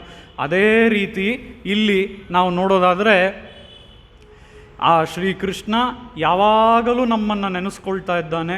ಆ ರೀತಿಯಲ್ಲಿ ಆ ಶ್ರೀಕೃಷ್ಣ ನಮ್ಮನ್ನು ನೆನೆಸ್ಕೊಳ್ತಾ ಇರೋದರಿಂದ ಆ ದಯೆ ಅನ್ನುವಂತಹ ಮಳೆಯೂ ಕೂಡ ನಮ್ಮ ಮೇಲೆ ಅವನು ಸುರಿಸ್ತಾನೆ. ಆ ಮಳೆಯನ್ನು ಅವನು ಸುರಿಸ್ಬೇಕು ಅಂತ ಅಂದರೆ ಅವನು ಹೋಗಿ ಆ ರೀತಿ ಕರಿಬೇಕು ಅಂತ ಹೇಳಿ ಇಲ್ಲಿ ತೋರಿಸ್ತಾ ಇದ್ದಾರೆ. ಅದು ವಿಶೇಷವಾದ ಅರ್ಥ. கற்று கரவை கணங்கள் பலக்கருந்து செற்றார் திரளழியும் சென்று ಚೆರುಚ್ಚೆಯುಂ. ಶೆಟ್ರಾರ್ ತಿರಳಳಿயும் ಶೆಂಡ್ರ ಚೆರುಚ್ಚೆಯುಂ ಅಂತ ಅಂದರೆ ಇಲ್ಲಿ ಒಂದು ತಿರಳ್ ಅಂತ ಅಂದರೆ ಒಂದು ಗುಂಪು, ಒಂದು ಕೂಟ. ಆ ಕೂಟವನ್ನು ಅಳಿಸುವಂತಹ ಶಕ್ತಿ, ಅಂದರೆ ಅಂತಹ ಶಕ್ತಿ ಉಳ್ಳವರು ನಾವೆಲ್ಲ, ಆ ರೀತಿಯಾದ ಶಕ್ತಿ ಉಳ್ಳವರು ನಾವೆಲ್ಲ. ಆದರೆ ಇಲ್ಲಿ ಯಾರನ್ನೂ ನಾವು ಅಳಿಸೋಕೆ ಹೋಗ್ತಾ ಇಲ್ಲ. ಶೆಟ್ರಾರ್ ತಿರಳಂ ಶೆಂಡ್ರ ಚೆರುಚ್ಚೆಯುಂ ಆ ರೀತಿ ಶಕ್ತಿ ಇದ್ದರೂ ಕೂಡ ನಾವೆಲ್ಲರೂ ಭಾಗವತ ಗೋಷ್ಠಿ ಸೇರಿಕೊಂಡು ಈ ಪಾವೈ ನೋಂಬನ್ನು ಅನುಷ್ಠಾನ ಮಾಡೋದಕ್ಕೆ ಹೋಗ್ತಾ ಇದ್ದೀವಿ ಅಂತ ಹೇಳಿ ಗೋದಾದೇವಿ ಅಂಥ ಶಕ್ತಿಯೆಲ್ಲ ಇದೆ ನಮ್ಮ ಹತ್ತಿರ. ಆದರೆ ಯಾರನ್ನೂ ಕೂಡ ಇಲ್ಲಿ ಒಂದು ಗುಂಪನ್ನು ಅಳಿಸೋದಕ್ಕೆ ನಾವು ಹೋಗ್ತಾ ಇಲ್ಲ ಅಂತ ಹೇಳಿ ಶೆಟ್ರಾರ್ ತಿರಳಳಿಯುಂ ಶೆಂಡ್ರ ಚೆರುಚ್ಚೆಯುಂ ಅಂತ ಹೇಳಿ ಗೋದಾದೇವಿ ತೋರಿಸ್ತಾ ಇದ್ದಾಳೆ. ಇದು ಸಾಮಾನ್ಯವಾದ ಅರ್ಥವಾದರೆ, ಇದಕ್ಕೆ ವಿಶೇಷವಾದ ಅರ್ಥವನ್ನು ನಾವು ನೋಡೋದಾದರೆ ಇಲ್ಲಿ ಶ್ರೀರಂಗದಲ್ಲಿ ಇವತ್ತು ನಡೀತಾ ಇರುವಂಥ, ಈ ಸಮಯದಲ್ಲಿ ನಡೀತಾ ಇರುವಂಥ ಒಂದು ಉತ್ಸವ ಯಾವುದು ಅಂತ ಅಂದರೆ ಅದು ಕೇವಲ ಶ್ರೀರಂಗ ಅಲ್ಲ, ಎಲ್ಲ ದಿವ್ಯ ಕ್ಷೇತ್ರಗಳಲ್ಲೂ ನಡೀತಾ ಇದೆ. ಅದೇ ಅಧ್ಯಯನ ಉತ್ಸವ. ಈ ಅಧ್ಯಯನ ಉತ್ಸವ ಯಾವುದಕ್ಕಾಗಿ ಮತ್ತು ಯಾರಿಂದ ಇದು ಆರಂಭಿಸಲಾಯಿತು ಅಂತ ನೋಡಿದ್ರೆ ಇದು ತಿರುಮಂಗೈ ಆಳ್ವಾರರಿಂದ ಆರಂಭಿಸಲಾಯಿತು. ಇದು ಯಾವುದಕ್ಕಾಗಿ ಆರಂಭಿಸಲಾಯಿತು ಅಂತ ಅಂದರೆ ಸಂಪೂರ್ಣ ದಿವ್ಯ ಪ್ರಬಂಧ 4000 ಅಂತ ನಾವೇನು ಹೇಳ್ತೀವಿ, ಆ 4000ನ್ನು ಸಂಪೂರ್ಣವಾಗಿ ಮೊದಲಿಂದ ಕೊನೆಯವರೆಗೂ ಪಾರಾಯಣ ಮಾಡೋದಕ್ಕೆ ಈ ಒಂದು ಅಧ್ಯಯನ ಉತ್ಸವವನ್ನು ನಾವು ಇಟ್ಕೊಂಡಿದ್ದೀವಿ. ಅಷ್ಟು ಮಾತ್ರನಾ ಅಂದರೆ ಇಲ್ಲ. ಇದರಲ್ಲಿ ಮುಖ್ಯವಾಗಿ ನಾವು ಕೊನೆಯಲ್ಲಿ ನೋಡುವಂಥದ್ದೇ ಕ್ಲೈಮ್ಯಾಕ್ಸ್. ಇದರ ಕೊನೆಯಲ್ಲಿ ನಾವು ಏನು ನೋಡ್ತೀವಿ ಅಂತ ಅಂದರೆ ಆ ಒಂದು ಆಳ್ವಾರರ ಮೋಕ್ಷ, ಆಳ್ವಾರರು ಮೋಕ್ಷವನ್ನು ಹೇಗೆ ಹೊಂದಿದ್ರು ಅನ್ನೋದನ್ನು ಎನ್ಯಾಕ್ಟ್ ಮಾಡಿ ತೋರಿಸ್ತಾರೆ ಈ ಉತ್ಸವದಲ್ಲಿ. ಇದನ್ನು ನಾವು ಮುಖ್ಯವಾಗಿ ನೋಡಬೇಕಾಗಿರುವಂಥ ಒಂದು ದೃಶ್ಯ. ಆ ರೀತಿಯಲ್ಲಿ ಈ ಅಧ್ಯಯನ ಉತ್ಸವ ಎಲ್ಲ ದಿವ್ಯ ಕ್ಷೇತ್ರಗಳಲ್ಲೂ ನಡೀತಾ ಇದೆ. ಈ ಅಧ್ಯಯನ ಉತ್ಸವ ಇವತ್ತು ಹೀಗೆ ಎಲ್ಲ ದಿವ್ಯ ಕ್ಷೇತ್ರಗಳಲ್ಲೂ ನಡೀತಾ ಇದೆ ಅಂದರೆ ಅದಕ್ಕೆ ಏನು ಕಾರಣ ಅಂತ ಅಂದರೆ ತಿರುಮಂಗೈ ಆಳ್ವಾರರು ಮೂಲ ಕಾರಣ, ಅದರಲ್ಲಿ ಯಾವ ಸಂದೇಹವೂ ಇಲ್ಲ. ಆದರೆ ಅದಾದ ಮೇಲೆ ಇದಕ್ಕೆ ಒಂದು ತಡೆ ಬಂದ್ಬಿಟ್ಟಿತ್ತು, ಇದನ್ನು ನಿಲ್ಲಿಸಲಾಗಿತ್ತು. ಇದನ್ನು ಆಚರಣೆ ಮಾಡದೇ ಇರೋ ಹಾಗೆ ಬಹಳಷ್ಟು ಜನ ಬಂದು ಇದನ್ನು ತಡೆದ್ರು. ಆ ರೀತಿಯಲ್ಲಿ ಇದನ್ನು ತಡೆಯೋದಕ್ಕೆ ಕಾರಣ ಏನು ಅಂತ ಅಂದರೆ ಶ್ರೀರಂಗ ದೇವಸ್ಥಾನದಲ್ಲಿ ನೀವು ಹೇಗೆ ಈ ತಮಿಳು ಪ್ರಬಂಧಗಳನ್ನು ಹೇಳ್ಬೋದು. ಯಾಕೆ ಅಂತ ಅಂದರೆ ಅಲ್ಲಿಯವರೆಗೂ ಸಂಸ್ಕೃತವೇ ಪ್ರಸಿದ್ಧವಾದ ಭಾಷೆ, ಸಂಸ್ಕೃತದಲ್ಲೇ ನಾವು ಅವನನ್ನು ಹೊಗಳಬೇಕು, ಸ್ತೋತ್ರ ಮಾಡಬೇಕು. ಅದು ಬಿಟ್ಟು ಆ ಸಂಸ್ಕೃತವನ್ನು ಬಿಟ್ಟು ಬೇರೆ ಭಾಷೆಯಲ್ಲಿ ಅವನನ್ನು ಹೇಗೆ ನೀವು ಹೊಗಳ್ಬೋದು? ಈ ತಮಿಳು ಅಂಥ ಏನು ಉತ್ಕೃಷ್ಟವಾದ ಭಾಷೆ ಅಲ್ವಲ್ಲ, ಅದು ನೀಚವಾದ ಭಾಷೆ, ಅದು ಇದು ಅಂತ ಕಾರಣ ಕೊಟ್ಟು ಇದನ್ನು ನಿಲ್ಲಿಸಲಾಗಿತ್ತು. ಆಗ ಇದನ್ನು ನಿಲ್ಲಿಸಿದಂತಹ ಸಮಯದಲ್ಲಿ ಇದನ್ನು ಮತ್ತೆ ಹೇಗೆ ಆರಂಭಿಸಿದರು, ಯಾರು ಆರಂಭಿಸಿದರು ಅಂತ ನಾವು ನೋಡೋದಾದರೆ ಇದನ್ನು ನಿಲ್ಲಿಸಿದಂತಹ ಸಮಯದಲ್ಲಿ ಆ ದೇವಸ್ಥಾನದಲ್ಲಿ ಶ್ರೀರಂಗಂನಲ್ಲಿ ಇದ್ದಂಥವರು ಯಾರು ಅಂದರೆ ಸುದರ್ಶನ ಸೂರಿ ಅನ್ನುವಂಥವರು ಇದ್ದರು ಆ ಸಮಯದಲ್ಲಿ. ಆ ಸುದರ್ಶನ ಸೂರಿಗಳಿಗೆ ಭಾಳ ವಯಸ್ಸಾಗೋಗಿತ್ತು. ಅಂಥ ಕಾಲದಲ್ಲಿ ಅವರು ಮಹಾಜ್ಞಾನಿಯೇ, ಅದರಲ್ಲೇನೂ ಸಂದೇಹವಿಲ್ಲ. ಆದರೆ ವಯಸ್ಸಾಗಿದ್ದ ಕಾರಣದಿಂದ ಮತ್ತು ಆ ಸಮಯದಲ್ಲಿ ಅವರು ಯಾವುದೇ ವಾದಕ್ಕೆ ಹೋಗೋದಕ್ಕೆ ಆಗದೇ ಇರೋ ಕಾರಣದಿಂದ ಅವರು ಏನು ಮಾಡಿದ್ರು, ಒಂದು ಪತ್ರವನ್ನು ಬರೆದ್ರು. ಆ ಪತ್ರದಲ್ಲಿ ಅವರು ಈ ರೀತಿ ಮೆಸೇಜ್ ಬರೆದ್ರು, ಇಲ್ಲಿ ಈ ರೀತಿ ಅಧ್ಯಯನ ಉತ್ಸವ ನಿಂತೋಗಿದೆ, ಯಾರೋ ಸುಮಾರು ಜನ ಬಂದಿದ್ದಾರೆ, ಅವರು ಈ ರೀತಿ ಅಬ್ಜೆಕ್ಷನ್ ಮಾಡ್ತಾ ಇದ್ದಾರೆ, ತಮಿಳಿನಲ್ಲಿ ನಾವೇನೂ ಹಾಡೋಂಗಿಲ್ವಂತೆ, ಸಂಸ್ಕೃತದಲ್ಲೇ ಹಾಡಬೇಕಂತೆ ಅಂತ ಹೇಳಿ ಈ ರೀತಿ ಅಬ್ಜೆಕ್ಷನ್ ಎಲ್ಲ ನಡೀತಾ ಇದೆ ಅಂತ ಹೇಳಿ ಪತ್ರ ಬರೀತಾರೆ ಸುದರ್ಶನ ಸೂರಿಗಳು. ಯಾರಿಗೆ? ಸ್ವಾಮಿ ದೇಶಿಕರಿಗೆ. ಸ್ವಾಮಿ ದೇಶಿಕರಿಗೆ ಈ ರೀತಿ ಪತ್ರ ಬರೀತಾರೆ. ಸ್ವಾಮಿ ದೇಶಿಕರು ಕಾಂಚೀಪುರಂನಲ್ಲಿದ್ದಾರೆ. ಈ ಪತ್ರ ಬಂದು ಸೇರುತ್ತೆ. ಅದಾದ ಮೇಲೆ ಈ ಕಾಂಚೀಪುರಂನಿಂದ ಸ್ವಾಮಿ ದೇಶಿಕರು ಶ್ರೀರಂಗಂಗೆ ಹೋಗ್ತಾರೆ. ಅಲ್ಲಿ ಶ್ರೀರಂಗಂಗೆ ಹೋದ ಮೇಲೆ ಅವು ವಾದವನ್ನು ಆರಂಭಿಸ್ತಾರೆ. ವಾದವನ್ನು ಆರಂಭಿಸಿ ಅಲ್ಲಿದ್ದಂತಹ ಅಷ್ಟೂ ಜನರನ್ನು ಆ ವಾದದಲ್ಲಿ ಅವರು ಸೋಲಿಸ್ತಾರೆ. ಇದು ಅವರು ಸೋಲಿಸ್ತಾರೆ ಅಂತ ನಾನೇನೋ ಒಂದು ಮಾತಲ್ಲಿ ಹೇಳಿಬಿಟ್ಟೆ. ಆದರೆ ಇದೆಲ್ಲ ಹೇಗೆ ಸಾಧ್ಯ ಆಗುತ್ತೆ ಅಂತ ನಾವು ನೋಡೋದಾದರೆ ಇಬ್ಬರ ಅನುಗ್ರಹವನ್ನು ಅವರು ತಗೊಂಡವರು ಯಾರು? ನಮ್ಮ ಸ್ವಾಮಿ ದೇಶಿಕರು. ಯಾರು ಇಬ್ಬರು ಅಂತ ಅಂದರೆ, ಮೊದಲಿಗೆ ಗರುಡಾಳ್ವಾನ್ನ ಅನುಗ್ರಹವನ್ನು ಪಡೆದವರು ನಮ್ಮ ಸ್ವಾಮಿ ದೇಶಿಕರು. ಆ ಗರುಡಾಳ್ವಾನ್ನ ಅನುಗ್ರಹವನ್ನು ಹೇಗೆ ಪಡೆದರು ಅಂತ ಅಂದರೆ, ಗರುಡ ಮಂತ್ರವನ್ನು ಸ್ವಾಮಿ ಅಪ್ಪುಳ್ಳಾರ್ ಅವರ ಆಚಾರ್ಯರಾದ ಅಪ್ಪುಳ್ಳಾರಿಂದ ಉಪದೇಶ ತಗೊಂಡು ಆಮೇಲೆ ತಿರುವಹೀಂದ್ರಪುರಂನಲ್ಲಿರುವಂತಹ ಒಂದು ಸಣ್ಣದಾದ ಬೆಟ್ಟ, ಅದರ ಮೇಲೆ ಹೋಗಿ ಕುಳಿತುಕೊಂಡು ಆ ಬೆಟ್ಟದ ಮೇಲೆ ಈ ಗರುಡ ಮಂತ್ರವನ್ನು ಜಪ ಮಾಡಿ ಅದರ ಮೂಲಕ ಆ ಗರುಡನನ್ನು ಪ್ರಸನ್ನನಾಗಿ ಮಾಡಿಸಿ ಆ ಗರುಡನ ದರ್ಶನವಾಯಿತು. ದರ್ಶನ ಮಾತ್ರ ಆಗಲಿಲ್ಲ, ಅಲ್ಲಿ ಗರುಡಾಳ್ವಾನ್ ಹಯಗ್ರೀವ ಮಂತ್ರವನ್ನು ಉಪದೇಶ ಮಾಡ್ದ ಸ್ವಾಮಿ ದೇಶಿಗರಿಗೆ. ಅದರ ಜೊತೆಗೆ ಯೋಗ ಹಯಗ್ರೀವರನ್ನು ಕೂಡ ಸ್ವಾಮಿ ದೇಶಿಗರಿಗೆ ಪ್ರದಾನ ಮಾಡ್ದ. ಆ ರೀತಿಯಲ್ಲಿ ನಾವು ನೋಡೋದಾದರೆ ಗರುಡಾಳ್ವಾನನ ದರ್ಶನವಾಯಿತು. ಇದಾದ ಮೇಲೆ ಅದೇ ಹಯಗ್ರೀವ ಮಂತ್ರ ಏನು ಉಪದೇಶ ಆಯಿತೋ ಅದನ್ನು ಇಟ್ಕೊಂಡು ಸ್ವಾಮಿ ದೇಶಿಕರು ಜಪ ಮಾಡೋದಕ್ಕೆ ತೊಡಗಿದ್ರು. ಇದು ಹೀಗೇ ನಡೀತಾ ಇತ್ತು. ಬಹಳಷ್ಟು ಕಾಲ ಹೀಗೆ ಹಯಗ್ರೀವ ಮಂತ್ರವನ್ನು ಜಪ ಮಾಡಿದ ನಂತರ ಆ ಹಯಗ್ರೀವ ಸ್ವಾಮಿಯನ್ನೇ ಒಲಿಸ್ಕೊಂಡವರು ಸ್ವಾಮಿ ದೇಶಿಕರು. ಆ ರೀತಿಯಲ್ಲಿ ವೆಳ್ಳೈ ಪರಿಮುಖ ದೇಶಿಗರ್ ಅಂತ ಹೇಳುವಂಥ ರೀತಿಯಲ್ಲಿ ಆ ಬೆಳ್ಳಕ್ಕೆ ಇರುವಂತಹ ಅಶ್ವಮೂರ್ತಿಯಾದ ಹಯಗ್ರೀವನನ್ನು ದರ್ಶನ ಮಾಡಿಕೊಂಡು ಸ್ವಾಮಿ ದೇಶಿಕರು ಆ ಹಯಗ್ರೀವನಿಂದ ಅಷ್ಟೂ ವಿದ್ಯೆಗಳನ್ನು ಸ್ವಾಮಿ ದೇಶಿಕರು ತಮ್ಮ ಒಂದು ರಹಸ್ಯ ಗ್ರಂಥದಲ್ಲಿ ಹೇಳ್ತಾರೆ, ತಮ್ಮ 20ನೇ ವಯಸ್ಸಿಗೆ ಈ ಜಗತ್ತಿನಲ್ಲಿ ಇರುವಂತಹ ಅಷ್ಟೂ ವಿದ್ಯೆಗಳು ಏನೇನಿದೆ ಇದನ್ನೆಲ್ಲ ನಾನು ಕರಗತ ಮಾಡ್ಕೊಂಡ್ಬಿಟ್ಟಿದ್ದೀನಿ ಅಂತ ಹೇಳಿ ತಮ್ಮ 20ನೇ ವಯಸ್ಸಿಗೆ ಹೇಳ್ತಾರೆ. ಆ ರೀತಿಯಲ್ಲಿ ಅವರು 20ನೇ ವಯಸ್ಸಿಗೆ ಈ ಒಂದು ಹೇಳಿಕೆಯನ್ನು ಕೊಡಬೇಕು ಅಂತ ಅಂದರೆ ಅದಕ್ಕೆಲ್ಲ ಕಾರಣ ಈ ಹಯಗ್ರೀವ ಸ್ವಾಮಿ. ಈ ಹಯಗ್ರೀವ ಸ್ವಾಮಿಗೂ ಮೊದಲು ಆ ಗರುಡಾಳ್ವಾನ್. ಆ ರೀತಿಯಲ್ಲಿ ಈ ಇಬ್ಬರ ಅನುಗ್ರಹವನ್ನು ಪಡೆದವರು. ಅದೇ ರೀತಿ ಇನ್ನೂ ಮತ್ತಿಬ್ಬರ ಅನುಗ್ರಹವನ್ನು ಪಡೆದವನು ನಾನು ಅಂತ ಸ್ವಾಮಿ ದೇಶಿಕರೇ ಹೇಳ್ಕೊಳ್ತಾರೆ. ಎಲ್ಲಿ ಅಂದರೆ ಅದು ಅಧಿಕರಣ ಸಾರಾವಳಿಯಲ್ಲಿ. ಅಧಿಕರಣ ಸಾರಾವಳಿಯ 2ನೇ ಶ್ಲೋಕದಲ್ಲಿ ವರದಾಚಾರ್ಯ ರಾಮಾನುಜಾಭ್ಯಾಮ್ ಅಂತ ಹೇಳ್ತಾರೆ. ಇಲ್ಲಿ ಯಾರು ಅವರು ಅಂತ ಅಂದರೆ ವರದಾಚಾರ್ಯರು ಅಂದರೆ ಅಮ್ಮಾಳ್, ನಡಾದೂರ್ ಅಮ್ಮಾಳ್. ಆ ನಡಾದೂರ್ ಅಮ್ಮಾಳ್ರ ಕಾಲಕ್ಷೇಪ ಮಂಟಪಕ್ಕೆ ಅವರು ಸಣ್ಣದಾಗಿರುವಂತಹ ಒಂದು ಬಾಲಕನಾಗಿರುವಾಗ, ಒಂದು 5ನೇ ವಯಸ್ಸಿನಲ್ಲೋ ಅಂಥ ಒಂದು ಸಮಯದಲ್ಲಿ ಅವರ ಸೋದರ ಮಾವನವರಾದಂತಹ ಅಪ್ಪುಳ್ಳಾರ ಜೊತೆ ಹೋಗ್ತಾರೆ. ಆ ಕಾಲಕ್ಷೇಪ ಮಂಟಪದಲ್ಲಿ ಪ್ರತಿಷ್ಠಾಪಿತ ವೇದಾಂತಹ ಪ್ರತಿಕ್ಷಿಪ್ತ ಬಹಿರ್ಮತಃ ಅಂತ ಹೇಳಿ ಅಲ್ಲಿ ಆಶೀರ್ವಾದ ಆಗುತ್ತೆ ನಡಾದೂರ್ ಅಮ್ಮಾಳ್ರಿಂದ. ಆ ರೀತಿಯಲ್ಲಿ ಆಶೀರ್ವಾದ ಆಗಿ ಅವರ ಅನುಗ್ರಹವನ್ನು ಪಡೆದವನು ನಾನು. ಅದು ಮಾತ್ರ ಅಲ್ಲ, ಅದರ ಜೊತೆಗೆ ರಾಮಾನುಜಾಭ್ಯಾಮ್ ಅಂತ ಹೇಳೋದ್ರಿಂದ ಇಲ್ಲಿ ಮತ್ತೊಬ್ಬರ ಅನುಗ್ರಹವನ್ನು ಕೂಡ ನಾನು ಪಡೆದಿದ್ದೇನೆ. ಅದು ಯಾರು ಅಂತ ಅಂದರೆ ಅದು ಸ್ವಾಮಿ ರಾಮಾನುಜರನ್ನು ತೋರಿಸುತ್ತೆ ರಾಮಾನುಜಾಭ್ಯಾಮ್ ಅಂತ ಹೇಳೋದರಿಂದ. ಆದರೆ ಇಲ್ಲಿ ನಿರ್ದಿಷ್ಟವಾಗಿ ರಾಮಾನುಜರು ಅಂತ ಅಂದರೆ ಅವರ ಸೋದರ ಮಾವನವರಾದ ಅಪ್ಪುಳ್ಳಾರ್.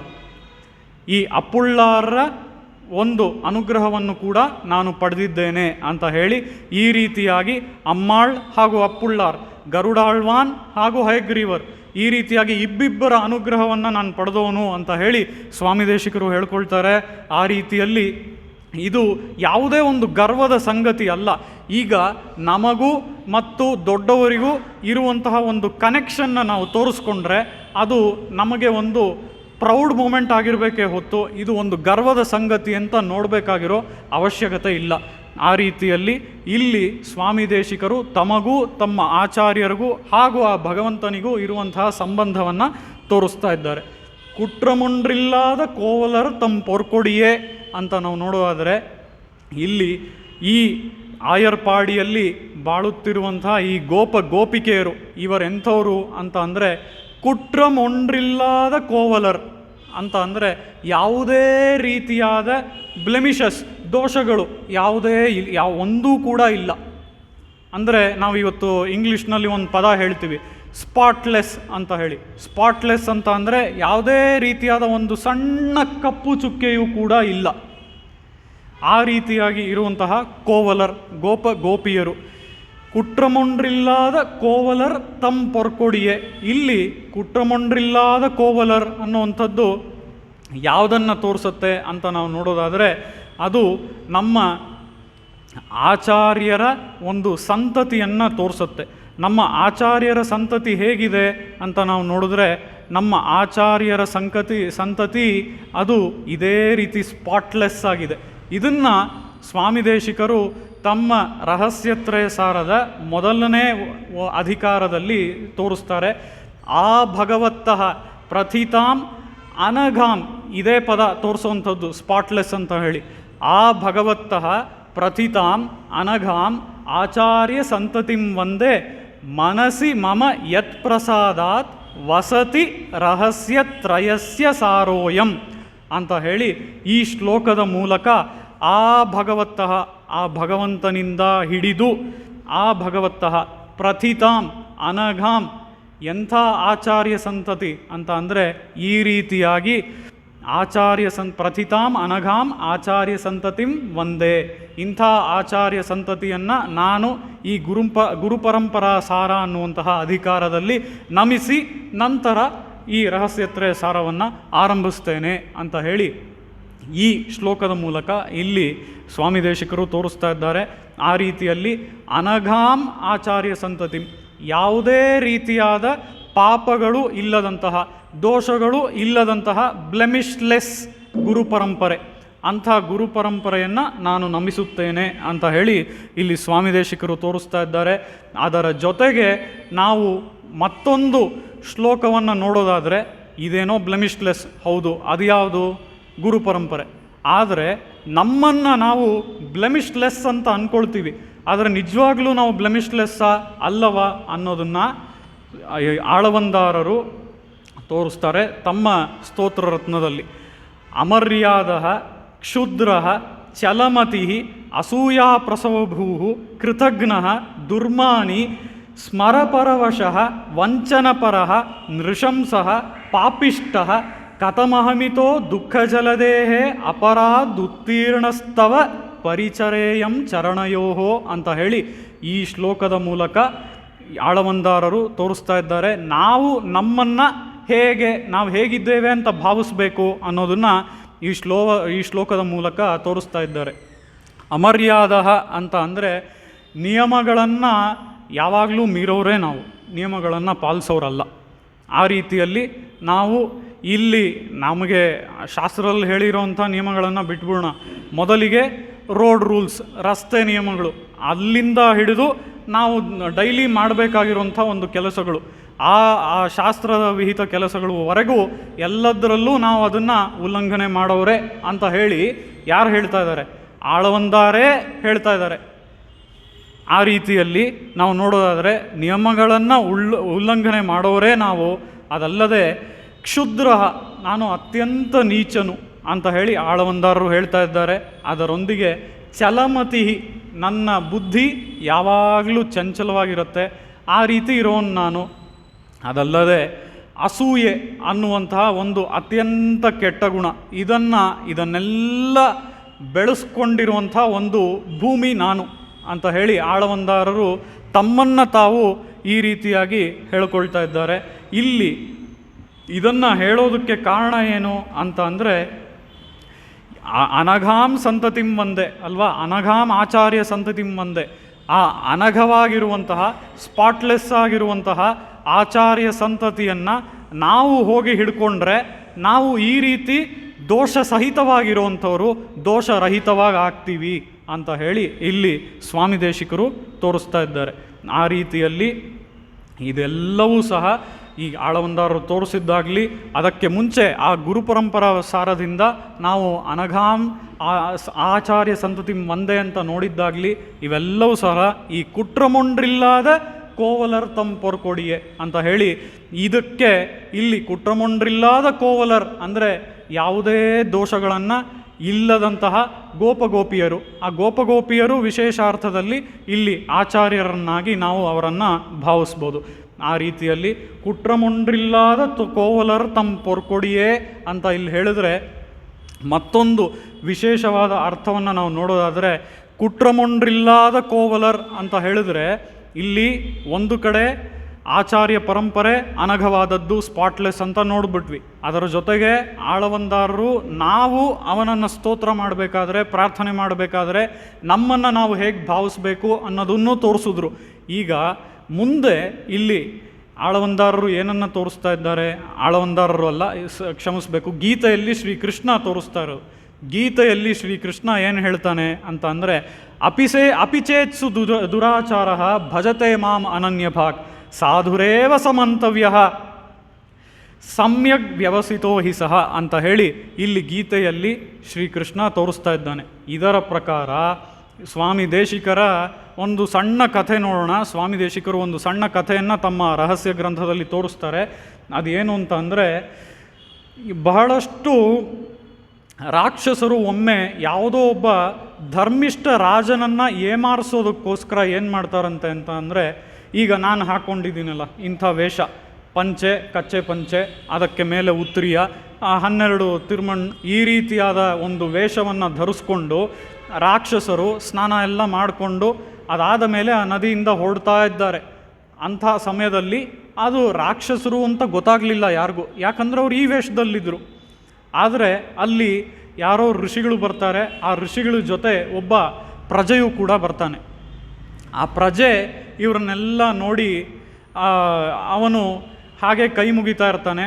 ಆದರೆ ಋಷಿಗಳಿಗೆ ತಿಳಿಯುತ್ತೆ ಇವರೆಲ್ಲ ಯಾರೂ ಸಹ ಸಾಧುಗಳಲ್ಲ, ಸಾಧುಗಳ ವೇಷದಲ್ಲಿರೋರು ಅಂತ ಹೇಳಿ ಇವ್ರಿಗೆ ತಿಳಿಯುತ್ತೆ. ಇವರೆಲ್ಲ ರಾಕ್ಷಸರು ಅಂತ ತಿಳಿಯುತ್ತೆ.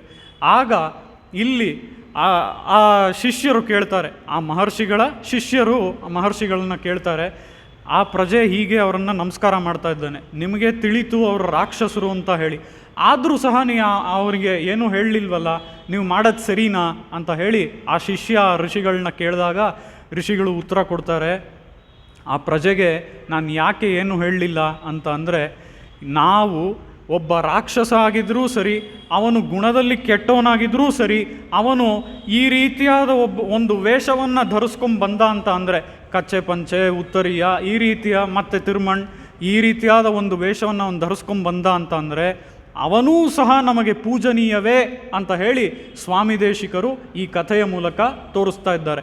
ಅದೇನೇ ಇಲ್ಲಿ ಶ್ರೀಕೃಷ್ಣನೂ ಈ ಭಗವದ್ಗೀತೆಯಲ್ಲಿ ತೋರಿಸ್ತಾನೆ.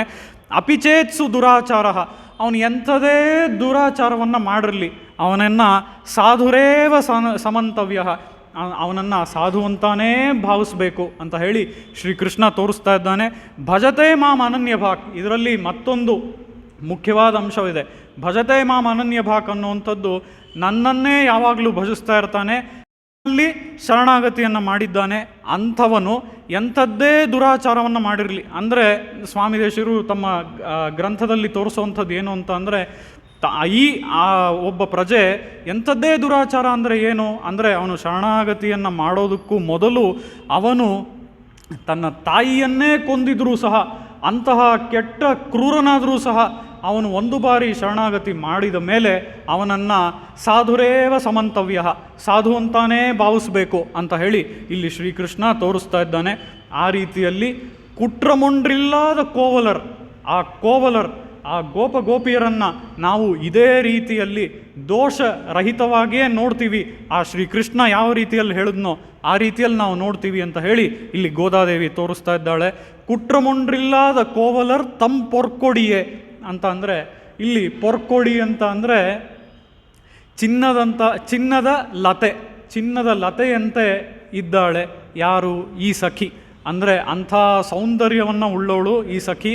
ನಾನು ನಿಮಗೆ ಮೊದಲೇ ಹೇಳಿದ ಹಾಗೆ ಒಂದೊಂದು ಪಾಶುರದಲ್ಲೂ ಎಬ್ಬಿಸುವಂತಹ ಸಖಿಗೆ ಒಂದೊಂದು ವಿಶೇಷವಾದ ಗುಣ ಇದೆ.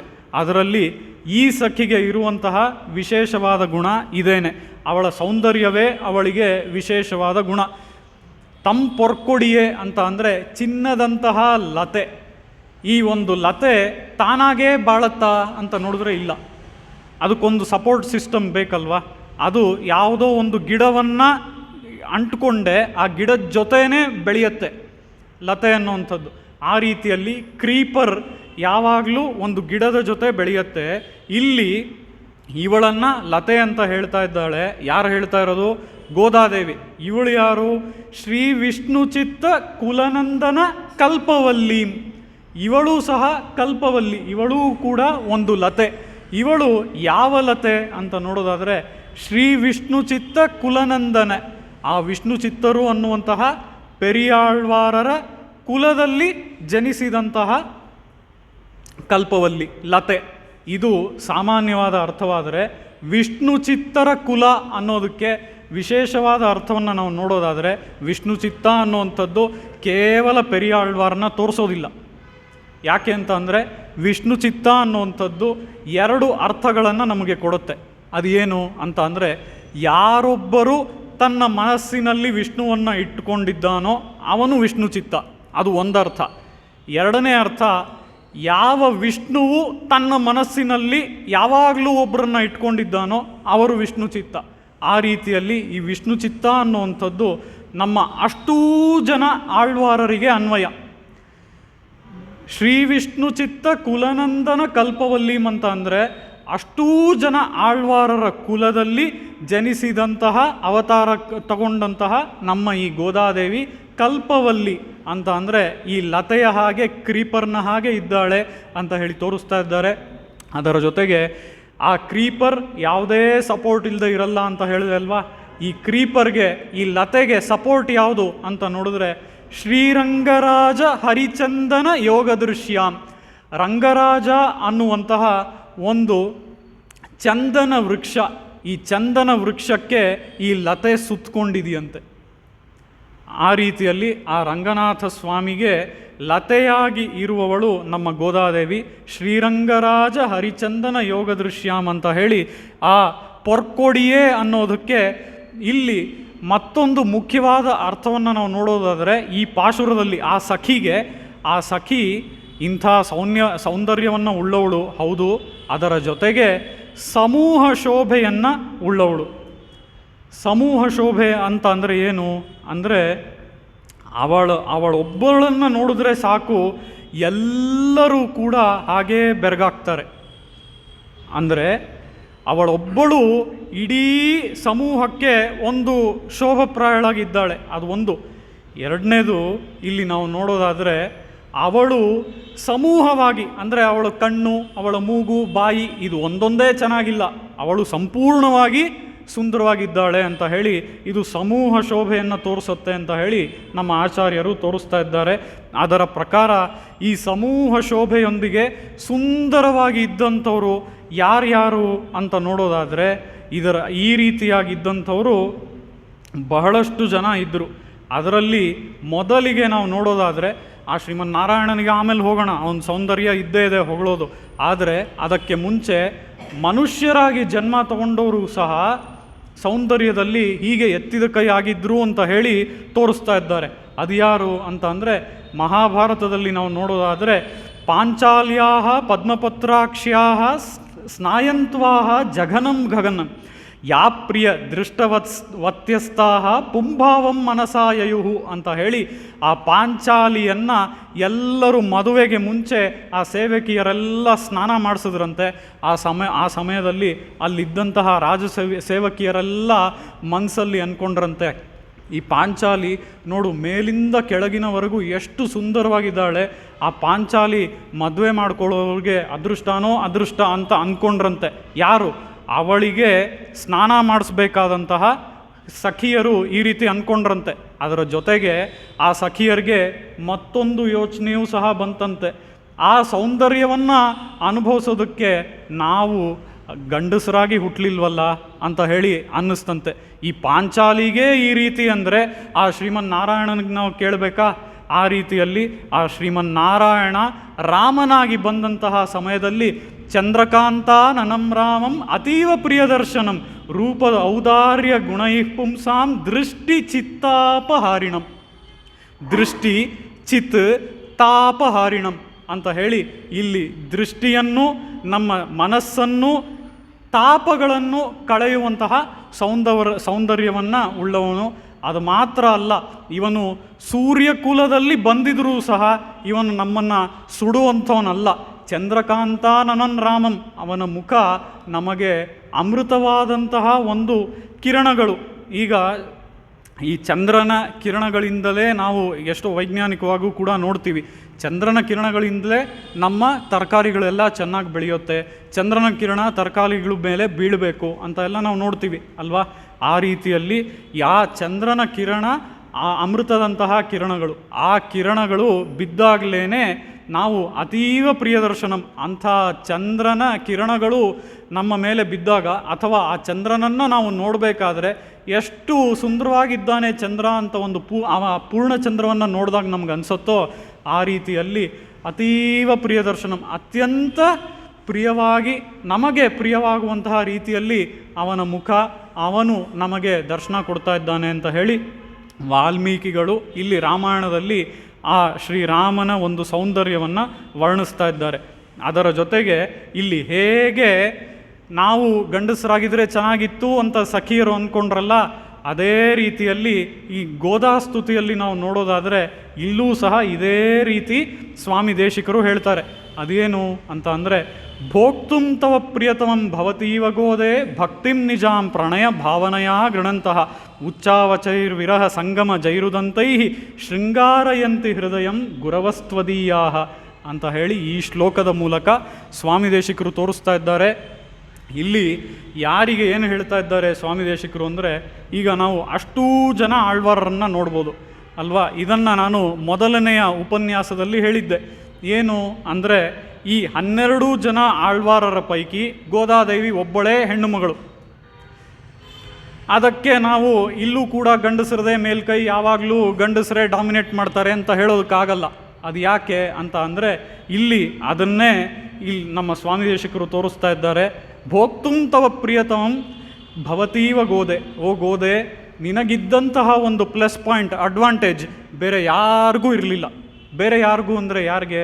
ನಮ್ಮ ಆಳ್ವಾರರಿಗೆ ಅಷ್ಟೂ ಜನಕ್ಕೆ ನಿನಗಿದ್ದಂತಹ ಒಂದು ಅಡ್ವಾಂಟೇಜ್ ಇರಲಿಲ್ಲ. ಅದೇನು ಅಂತ ಅಂದರೆ, ಆಳ್ವಾರರು ಯಾವ ಯಾವ ಯಾವ ಬಹಳ ಭಿನ್ನವಾದ ಭಾವಗಳಲ್ಲಿ ಅವರು ಹಾಡಿದ್ದಾರೆ.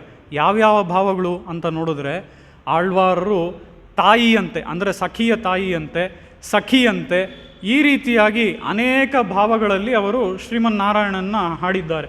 ಸಖಿಯಂತೆ ಹಾಡೋದಾಗಲಿ, ಒಬ್ಬ ನಾಯಕಿಯಂತೆ ಹಾಡೋದಾಗಲಿ, ನಾಯಕಿಯ ಸಖಿಯಂತೆ ಹಾಡೋದಾಗಲಿ, ನಾಯಕಿಯ ತಾಯಿಯಂತೆ ಹಾಡೋದಾಗಲಿ, ಈ ಎಲ್ಲ ಭಾವಗಳನ್ನು ಅವರು ತಮ್ಮಲ್ಲಿ ತರಿಸ್ಕೋಬೇಕು ಅಂತ ಅಂದರೆ ಅದಕ್ಕೆ ಒಂದು ಭಾವೋದ್ವೇಗದಿಂದ ಅವರು ಈ ಒಂದು ಭಾವವನ್ನು ತರಿಸ್ಕೊಂಡು ಅವರು ಹಾಡಬೇಕಾಗಿತ್ತು. ಆದರೆ ಇದೆಲ್ಲ ಆ ಆಳ್ವಾರರಿಗೆ ಇದ್ದಂತಹ ಮೈನಸ್ ಪಾಯಿಂಟ್. ಯಾಕಂದರೆ ಆ ಎಲ್ಲ ಆಳ್ವಾರರು ಗಂಡಸರಾಗಿ ಅವತಾರ ಮಾಡಿದ್ರು. ಆದರೆ ಓ ಗೋದಾದೇವಿಯೇ, ನೀನು ಆ ರೀತಿ ಗಂಡಸಾಗಿ ಅವತಾರ ಮಾಡದೆ ಹೆಂಗಸಾಗೇ ಅವತಾರ ಮಾಡಿದೀಯಾ. ನಿನಗೆ ಬೇರೆ ಯಾವುದೋ ಹೆಂಗಸಾಗಿ ನಿನ್ನನ್ನು ಭಾವಿಸ್ಕೋಬೇಕು ಅನ್ನುವಂಥ ಒಂದು ಕರ್ತವ್ಯ ನಿನಗಿಲ್ಲ.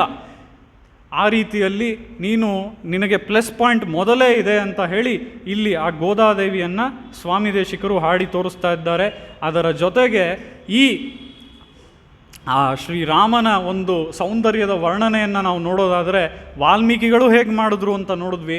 ಅದೇ ರೀತಿಯಲ್ಲಿ ಆ ಶ್ರೀರಾಮನ ಸೌಂದರ್ಯದ ವರ್ಣನೆಯನ್ನು ನಾವು ನೋಡೋದಾದರೆ, ಮೈಥಿಲ ನಗರ ಸುಲೋಚನಾ ಲೋಚನ ಚಕೋರ ಚಂದ್ರ ಅಂತ ಹೇಳಿ ಸ್ವಾಮಿ ದೇಶಿಕರು ರಘುವೀರ ಗದ್ಯದಲ್ಲಿ ತೋರಿಸ್ತಾ ಇದ್ದಾರೆ. ಅದರ ಪ್ರಕಾರ ಅವನ ಕಣ್ಣುಗಳು ಹಾಗೇ ಕಮಲದ ದಳಗಳಂತೆ ಇದ್ವಂತೆ. ಆ ಕಣ್ಣುಗಳನ್ನು ಕುಡಿಯೋದಕ್ಕಾಗಿ ಅಂತಲೇ ಹೇಳ್ತಾರೆ ಸ್ವಾಮಿ ದೇಶಿಕರು. ಆ ಕಣ್ಣುಗಳ ಸೌಂದರ್ಯವನ್ನು ಕುಡಿಯೋದಕ್ಕಾಗಿಯೇ ಆ ಸೀತೆಯ ಆಸ್ಥಾನದಲ್ಲಿ ಇದ್ದಂತಹ ಅಷ್ಟೂ ಸಖಿಯರು ರಾಮನನ್ನು ಬಿಡದೇ ನೋಡ್ತಾ ಇದ್ದಾರಂತೆ. ಆ ರೀತಿಯಲ್ಲಿ ಅಂಥ ಸೌಂದರ್ಯವುಳ್ಳವನು ನಮ್ಮ ಶ್ರೀರಾಮ ಅಂತ ಹೇಳಿ ಇಲ್ಲಿ ತೋರಿಸ್ತಾ ಇದ್ದಾರೆ. ಅದರ ಪ್ರಕಾರ ನಾವಿಲ್ಲಿ ನೋಡೋದಾದರೆ, ಪುಟ್ರವಲ್ಗುರ್ ಪುನಮೈಲೇ ಪೋದರಾಯ್. ಪುಟ್ರವಲ್ಗುರ್ ಅಂತ ಅಂದರೆ ಇಂಥ ಸೌಂದರ್ಯವನ್ನು ಉಳ್ಳವಳೆ ಅಂತ ಹೇಳಿ ಆ ಸಖಿಯನ್ನು ಅಡ್ರೆಸ್ ಮಾಡ್ತಾ ಇದ್ದಾಳೆ. ಅದರ ಪ್ರಕಾರ ನಾವು ನೋಡುವಂಥದ್ದು, ಈ ಸಖಿಗೆ, ಈ ಪಾಶುರದಲ್ಲಿ ಎಬ್ಬಿಸುತ್ತಿರುವಂತಹ ಸಖಿಗೆ ಇದೇ ಮುಖ್ಯವಾದ ವಿಶೇಷವಾದ ಗುಣ. ಅವಳ ಸೌಂದರ್ಯವೇ ಅವಳಿಗೆ ವಿಶೇಷವಾದ ಗುಣ. ಪುಟ್ರವಲ್ಗುರ್ ಪುನಮೈಲೇ ಪೋದರಾಯ್ ಅಂತ ಅಂದರೆ, ಇಲ್ಲಿ ಪುಟ್ರು ಅಂತ ಅಂದರೆ ಹಾವಿನ ಹುತ್ತ.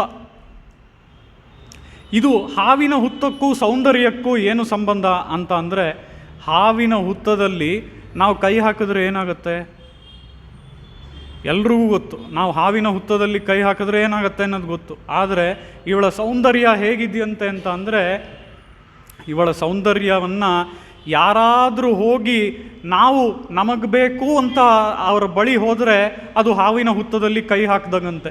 ಇವಳು ಸೌಂದರ್ಯ ಮಾತ್ರ ಇಟ್ಕೊಂಡವಳಲ್ಲ, ಅದರ ಜೊತೆಗೆ ಸೆಲ್ಫ್ ಡಿಫೆನ್ಸನ್ನು ತಿಳ್ಕೊಂಡವಳು ಅಂತ ಹೇಳಿ ಇಲ್ಲಿ ಪುತ್ರರವಲ್ಗುರ್ ಪುನಮೈಲೇ ಪೋದರ ಅಂತ ಹೇಳಿ ಆ ಸೌಂದರ್ಯದ ಒಂದು ವರ್ಣನೆಯನ್ನು ಗೋದಾದೇವಿ ಮಾಡ್ತಾ ಇದ್ದಾಳೆ.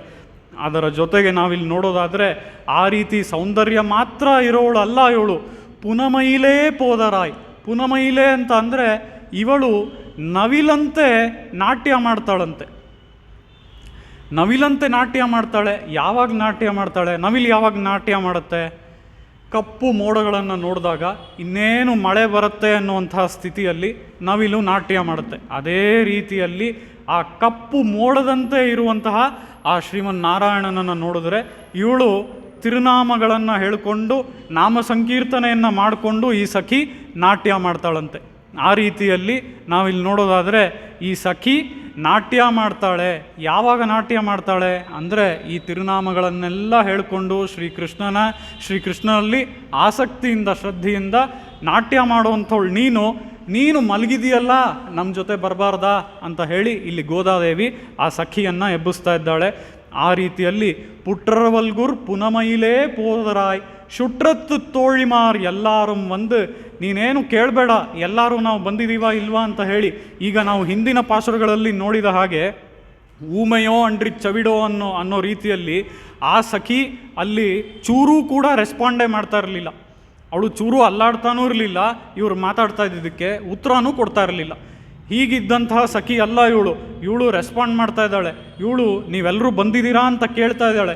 ಅದಕ್ಕೆ ಇಲ್ಲಿ ಗೋದಾದೇವಿ ಹೇಳ್ತಾ ಇದ್ದಾಳೆ, ಶುಟ್ರತ್ತು ತೋಳಿಮಾರ್ ಎಲ್ಲಾரும் வந்து ಈಗೆಲ್ಲರೂ ನನ್ನ ಸಖಿಯರೆಲ್ಲ ಯಾರಿದ್ದಾರೆ ಅವರೆಲ್ಲ ಬಂದಾಯಿತು, ಈಗ ನಿನ್ನನ್ನು ಎಬ್ಸೋದಕ್ಕೆ ಬಂದಿದ್ದೀವಿ ಅಂತ ಹೇಳಿ ಅವರ ಮನೆಯ ಅಂಗಳದೊಳಗೆ ನಾವು ಬಂದಾಯಿತು ಅಂತ ಹೇಳಿ ನಿನ್ಮುಟ್ರಂ ಪುಗುಂದು ಮುಗಿಲ್ವಣ್ಣನ್ ಪೇರ್ಪಾಡ, ನಿಮ್ಮ ಅಂಗಳದೊಳಗೆ ಆಗಲೇ ಪ್ರವೇಶಿಸಾಯಿತು. ಈಗ ನಮಗೇನಿದ್ರು ಮುಂದಿನ ಕೆಲಸ ಏನು ಅಂತ ಅಂದರೆ ಆ ಮುಗಿಲ್ವಣ್ಣನ ಒಂದು ಹಾಡು ಹಾಡೋದಕ್ಕೆ, ಅದೇ ಅವನನ್ನು ನಾವು ಹೊಗಳಬೇಕು, ಅವನ ಸ್ತೋತ್ರ ಮಾಡಬೇಕು, ಅವನ ನಾಮ ಸಂಕೀರ್ತನೆಗಳನ್ನು ಮಾಡಬೇಕು. ಇದನ್ನೇ ಡೂಸ್ ಆ್ಯಂಡ್ ಡೋಂಟ್ಸಲ್ಲಿ 2ನೇ ಪಾಶುರದಲ್ಲಿ ಗೋದಾದೇವಿ ತೋರಿಸಿದ್ಲು.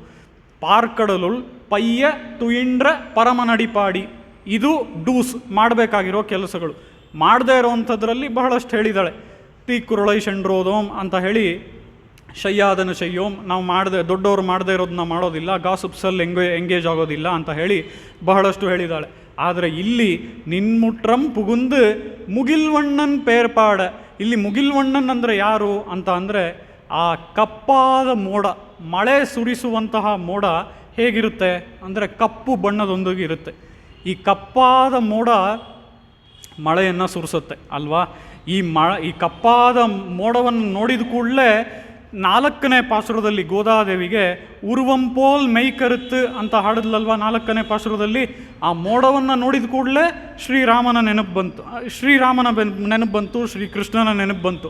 ಆ ರೀತಿಯಲ್ಲಿ ನಾವಿಲ್ಲಿ ನೋಡೋದಾದರೆ ಮುಗಿಲ್ವಣ್ಣನ್ ಅನ್ನುವಂಥದ್ದು ಆ ಶ್ರೀಕೃಷ್ಣನನ್ನು ತೋರಿಸುತ್ತೆ. ಅದು ಹೇಗೆ ಅಂತ ನೋಡೋದಾದರೆ ಇದಕ್ಕೊಂದು ಸಣ್ಣ ಕಥೆಯನ್ನು ನಾವು ನೋಡೋದಾದರೆ ಸ್ವಾಮಿ ರಾಮಾನುಜರ ಚರಿತ್ರೆಯಿಂದ ಒಂದು ಅತ್ಯದ್ಭುತವಾದ ಕಥೆಯನ್ನು ನೋಡೋಣ. ಈ ಕಥೆಯನ್ನು ಬಹಳಷ್ಟು ನೀವು ಇರೋವಂಥವರೆಲ್ಲ ತಿಳ್ಕೊಂಡಿರ್ತೀರ. ಆದರೆ ಆ ಮುಗಿಲ್ವಣ್ಣನ್ ಅನ್ನೋದಕ್ಕೆ ಈ ರಾಮಾನುಜರ ಕಥೆ ಹೇಗೆ ಸರಿ ಹೊಂದುತ್ತೆ ಅನ್ನೋದನ್ನು ನೋಡೋಣ. ಅದರ ಮೂಲಕ ನಾವು ರಾಮಾನುಜರ ಚರಿತ್ರೆಯಲ್ಲಿ ನೋಡೋದಾದರೆ ರಾಮಾನುಜರು ತಮ್ಮ ಪ್ರಾಥಮಿಕ ಶಿಕ್ಷಣವನ್ನು ಯಾದವ ಪ್ರಕಾಶರು ಅನ್ನುವಂತಹ ಆಚಾರ್ಯರಿಂದ ಪಡ್ಕೊಳ್ತಾ ಇದ್ರು. ಈ ಯಾದವ ಪ್ರಕಾಶರು ಅನ್ನುವಂತಹ ಆಚಾರ್ಯರಿಂದ ಅವರು ಬಹಳಷ್ಟು ವಿಷಯಗಳನ್ನು ಗ್ರಹಿಸ್ಕೊಂಡಿದ್ದಾರೆ. ಇಲ್ಲಿ ಆ ಯಾದವ ಪ್ರಕಾಶರಿಂದ ಈ ಪ್ರಾಥಮಿಕ ಶಿಕ್ಷಣವನ್ನು ರಾಮಾನುಜರು ಪಡ್ಕೊಳ್ಳೋದಕ್ಕೆ ಕಾರಣ ಏನು ಅಂತ ಅಂದರೆ ಕಾಂಚೀಪುರಂನಲ್ಲಿ ಅದೇ ಸ್ಥಳದಲ್ಲಿದ್ದರು, ಅದೆಲ್ಲ ಸರಿ. ಅದರ ಜೊತೆಗೆ ಇಲ್ಲಿ ಆಳವಂದಾರರ ಒಂದು ಉದ್ದೇಶ ಏನಿತ್ತು ಅಂತ ಅಂದರೆ ಈ ಪ್ರಾಥಮಿಕ ಶಿಕ್ಷಣವನ್ನೆಲ್ಲ ಅವನು ಮೊದಲು ಗ್ರಹಿಸ್ಕೊಳ್ಳಿ, ಅದಾದ ಮೇಲೆ ಇಲ್ಲಿ ನಮ್ಮ ಬಳಿ ಬಂದು ಸಂಪ್ರದಾಯ ಗ್ರಂಥಗಳ ಒಂದು ಕಾಲಕ್ಷೇಪ ಮಾಡಲಿ ಅನ್ನುವಂತಹ ಉದ್ದೇಶದಿಂದ ಆಳವಂದಾರರು ಅಲ್ಲೇ ಕಾಂಚೀಪುರಂನಲ್ಲಿ ರಾಮಾನುಜರು ವ್ಯಾಸಂಗ ಮಾಡುವ ಹಾಗೆ ಅಲ್ಲೇ ಬಿಟ್ಟಿದ್ದರು. ಆ ರೀತಿಯಲ್ಲಿ ರಾಮಾನುಜರ ವ್ಯಾಸಂಗ ನಡೀತಾ ಇದೆ. ಅಂತಹ ಸಮಯದಲ್ಲಿ ಬಹಳಷ್ಟು ವಾದಗಳು ಎಲ್ಲ ನಡೆಯುತ್ತೆ ರಾಮಾನುಜರಿಗೂ ಹಾಗೂ ಯಾದವ ಪ್ರಕಾಶರಿಗೂ. ಯಾಕಂದರೆ ಯಾದವ ಪ್ರಕಾಶರು ಹೇಳ್ತಾ ಇದ್ದಂಥ ಅರ್ಥಗಳೆಲ್ಲವೂ ವೇದ ವಿರುದ್ಧವಾಗಿತ್ತು. ವೇದ ವಾಕ್ಯಗಳನ್ನು ತೆಗೆದುಕೊಂಡು ಅದರ ನಿಜವಾದ ಉದ್ದೇಶವನ್ನು ಹೇಳದೆ ಅದಕ್ಕೆ ವಿರುದ್ಧವಾದ ಅರ್ಥಗಳನ್ನೇ ಯಾದವ ಪ್ರಕಾಶರು ಹೇಳ್ತಾ ಇದ್ರು. ಇದರಿಂದ ಬಹಳಷ್ಟು ವಾದಗಳೆಲ್ಲ ನಡೆದಿದೆ. ಒಂದು ಸಾರಿ TC ಕೊಟ್ಟು ಹೊರಗಡೆ ಕೂಡ ಕಳಿಸಿದ್ದಾರೆ. ಆ ರೀತಿಯಲ್ಲಿ ರಾಮಾನುಜರನ್ನು ಹೊರಗೆ ಕಳಿಸಿದರು. ಅದೆಲ್ಲ ಆಯಿತು. ಇದೆಲ್ಲ ಆದ ಮೇಲೆ ಈ ವಾದಗಳಲ್ಲಿ ರಾಮಾನುಜರದ್ದೇ ಮೇಲ್ಗೈಯಾಗಿತ್ತು. ಪ್ರತಿ ಸರಿನೂ ರಾಮಾನುಜರದ್ದೇ ಈ ವಾದಗಳಲ್ಲೆಲ್ಲ ಮೇಲ್ಗೈ ಆಗಿದ್ದರಿಂದ ಈ ಯಾದವ ಪ್ರಕಾಶರಿಗೆ ಅವರ ಮನಸ್ಸಿನಲ್ಲಿ ಒಂದು ಅಸೂಯೆ ಅನ್ನೋದು ಇದ್ದೇ ಇತ್ತು. ಈ ಅಸೂಯೆ ಅನ್ನೋದು ಯಾವಾಗ ಅವರೊಳಗೆ ಬಂತೋ ಈ ಅಸೂಯೆಯನ್ನು ಅವರು ಹಾಗೇ ಇಟ್ಟುಕೊಂಡು ಮನಸ್ಸಲ್ಲಿ ಈ ಅಸೂಯೆಯ ಮೂಲಕ ಈ ಸ್ವಾಮಿ ರಾಮಾನುಜರಿಗೆ ನಾವು ಏನಾದರೂ ಮಾಡಬೇಕು ಅಂತ ಹೇಳಿ ಮೊದಲಿಗೆ ಅವರು ಏನೇನೋ ಪ್ಲ್ಯಾನ್ ಡಿವೈಸ್ ಮಾಡ್ತಾರೆ. ಯಾರ ಜೊತೆ ಅಂತ ಅಂದರೆ ಅವರ ಶಿಷ್ಯಂದ್ರ ಜೊತೆ ಕೂತ್ಕೊಂಡು ಒಂದು ರೌಂಡ್ ಟೇಬಲ್ ಕಾನ್ಫರೆನ್ಸಲ್ಲಿ ಆ ಶಿಷ್ಯಂದ್ರ ಜೊತೆ ಅವರು ಪ್ಲ್ಯಾನನ್ನು ಹಾಕ್ತಾರೆ. ಏನು ಪ್ಲ್ಯಾನ್ ಮಾಡ್ಬೋದು ಅಂತ ಹೇಳಿ ಅವರು ಒಂದು ಪ್ಲ್ಯಾನ್ ಹಾಕಿ ಅದರ ಪ್ರಕಾರ ಆ ಪ್ಲ್ಯಾನಿನ ಪ್ರಕಾರ ಎಲ್ಲರೂ ಸಹ ಇಲ್ಲಿಂದ ಕಾಂಚೀಪುರಂನಿಂದ ಹಿಡಿದು ಉತ್ತರ ಭಾರತಕ್ಕೆ ಒಂದು ಪ್ರವಾಸಕ್ಕೆ ಹೋಗ್ತಾರೆ. ಇದು ಅತ್ಯಂತ ದೊಡ್ಡ ವಿಷಯ ಆಗಿನ ಕಾಲದಲ್ಲಿ. ಯಾಕೆ ಅಂತ ಅಂದರೆ ಕಾಂಚೀಪುರಂನಿಂದ ಅಲ್ಲಿವರೆಗೂ ಪ್ರಯಾಣ ಮಾಡೋದು ಅಂತ ಅಂದರೆ ಅಷ್ಟು ಸುಲಭವಾದ ವಿಷಯ ಅಲ್ಲ. ಇವರಿಗೆ ಬೇಕಾಗಿರುವಂತಹ ಆ ಹುಡುಗರಿಗೆ ಬೇಕಾಗಿರುವಂಥ ಮೆಟೀರಿಯಲ್ಸ್, ನೋಟ್ಸು, ಅದರ ಜೊತೆಗೆ ಟೆಕ್ಸ್ಟ್ ಬುಕ್ಸು ಇದನ್ನೆಲ್ಲ ಎತ್ಕೊಂಡು ದಾರಿಲೆಲ್ಲ ಪಾಠ ಮಾಡಿ, ಇದರ ಜೊತೆಗೆ ಅವ್ರಿಗೆ ಬೇಕಾಗಿರುವಂಥ ಬಟ್ಟೆ ಬರೆಗಳು ಇದನ್ನೆಲ್ಲ ಎತ್ಕೊಂಡು ಊಟಕ್ಕೆ ಬೇಕಾಗಿರುವಂಥ ವ್ಯವಸ್ಥೆ ಇದನ್ನೆಲ್ಲ ಮಾಡಿಕೊಂಡು ಎಷ್ಟೋ ಗಾಡಿಗಳು ಎಲ್ಲ ಹೋದವು. ಅಷ್ಟೂ ಎತ್ತಿನ ಗಾಡಿಗಳಲ್ಲಿ ಇವರೆಲ್ಲ ಪ್ರಯಾಣ ಮಾಡಿದ್ರು. ಇದು ಹೇಗಿತ್ತಂತೆ ಅಂತ ಅಂದರೆ ಒಂದು ಊರೇ, ಈಗ ಒಂದು ಊರಿನಲ್ಲಿ ಯಾರೋ ಒಬ್ಬ ಪಂಚಾಯತ್ ನಾಯಕನೋ ಯಾರೋ ಒಬ್ಬ ನಾವು ಊರೆಲ್ಲ ಸೇರಿ ಎಲ್ಲಿಗೋ ಹೋಗೋಣ ಅಂತ ಹೇಳಿ ಗಾಡಿಗಳನ್ನೆಲ್ಲ ಅರೇಂಜ್ ಮಾಡಿ ಆ ಹಳ್ಳಿಯವ್ರನ್ನೆಲ್ಲ ಎಲ್ಲಿಗೋ ಕರ್ಕೊಂಡು ಹೋದರೆ ಆ ಗಾಡಿಗಳು ಒಂದಾದ ಮೇಲೆ ಒಂದು ಸಾಲಲ್ಲಿ ಹೋಗ್ತಾ ಇದ್ದರೆ ಹೇಗಿರುತ್ತೋ ಹಾಗಿತ್ತಂತೆ ಇವರು ಹೋಗ್ತಾ ಇದ್ದಂಥ ಪ್ರವಾಸ. ಆ ರೀತಿಯಲ್ಲಿ ಗಾಡಿಗಳೆಲ್ಲ ಹೊರಡ್ತು. ಆ ಗಾಡಿಗಳು ಹೊರಡ್ತಾ ಇದ್ದ ಹಾಗೆ ಒಂದೊಂದರಲ್ಲೂ ಕೂಡ ಗೆಜ್ಜೆ ಶಬ್ದ ಆ ಹಸುಗಳಲ್ಲಿ ಇದನ್ನೆಲ್ಲ ಕೇಳಿಕೊಂಡು ಹಾಗೆ ಇವರೆಲ್ಲರೂ ಹೋಗ್ತಾಯಿದ್ರು. ಇದರಲ್ಲಿ ನಡುವೆ ಏನಾಯ್ತಂತೆ ಅಂತ ಅಂದರೆ ಯಾದವ ಪ್ರಕಾಶರು ಕೂತ್ಕೊಂಡಿರುವಂಥ ಒಂದು ಗಾಡಿಯಲ್ಲಿ ಗೋವಿಂದನೂ ಸಹ ಹೋದನಂತೆ. ಯಾಕೆ ಅಂತ ಅಂದರೆ ಗೋವಿಂದ ಮತ್ತು ರಾಮಾನುಜರು ಸೇರಬಾರ್ದು ಅನ್ನೋದು ಇವರ ಒಂದು ಇಂಟೆನ್ಷನ್. ಇವರಿಬ್ಬರನ್ನೂ ಬೇರೆ ಮಾಡಬೇಕು ಅನ್ನೋದು ಇವರ ಇಂಟೆನ್ಷನ್. ಆ ರೀತಿಯಲ್ಲಿ ಈ ಗೋವಿಂದನೂ ಸಹ ಯಾದವ ಪ್ರಕಾಶರ ಜೊತೆ ಆ ಗಾಡಿಯಲ್ಲೇ ಹೋದ ಅದೇ ಎತ್ತಿನ ಗಾಡಿಯಲ್ಲಿ.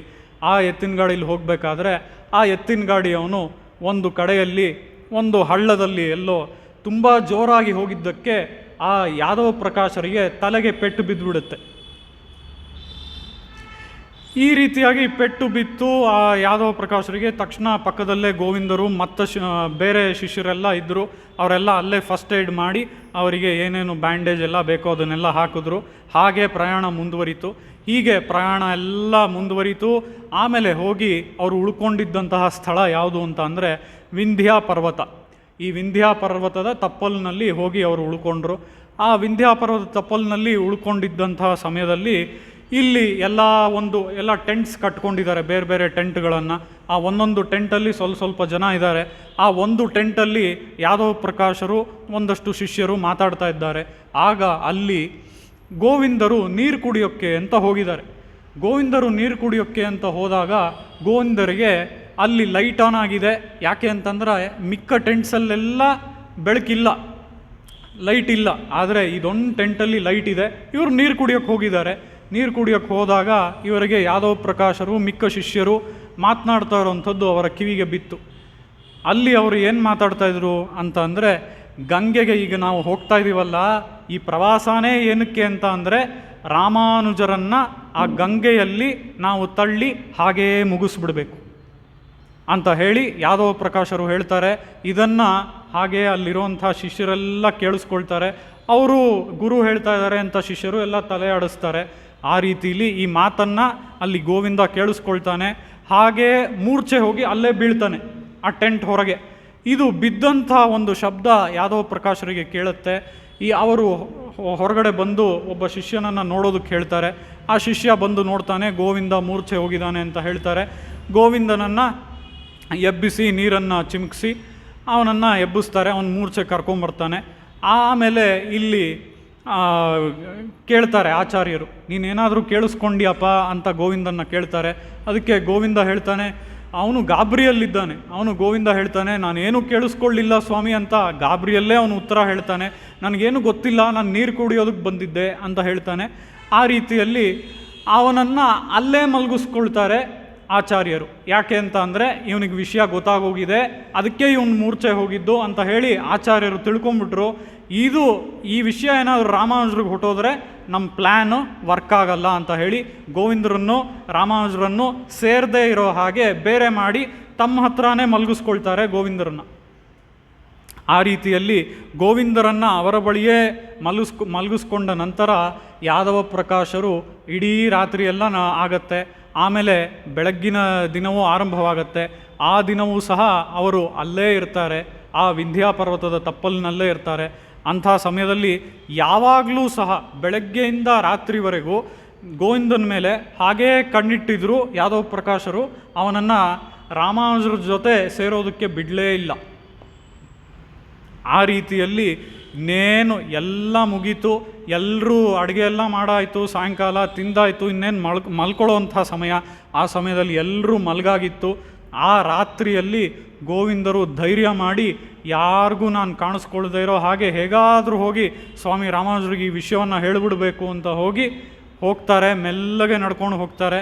ಆ ಸಮಯದಲ್ಲಿ ಗೋವಿಂದರನ್ನು ಯಾರೂ ನೋಟಿಸ್ ಮಾಡೋಲ್ಲ, ಯಾರಿಗೂ ಗೊತ್ತಾಗಲ್ಲ ಗೋವಿಂದರು ಹೋಗೋದು.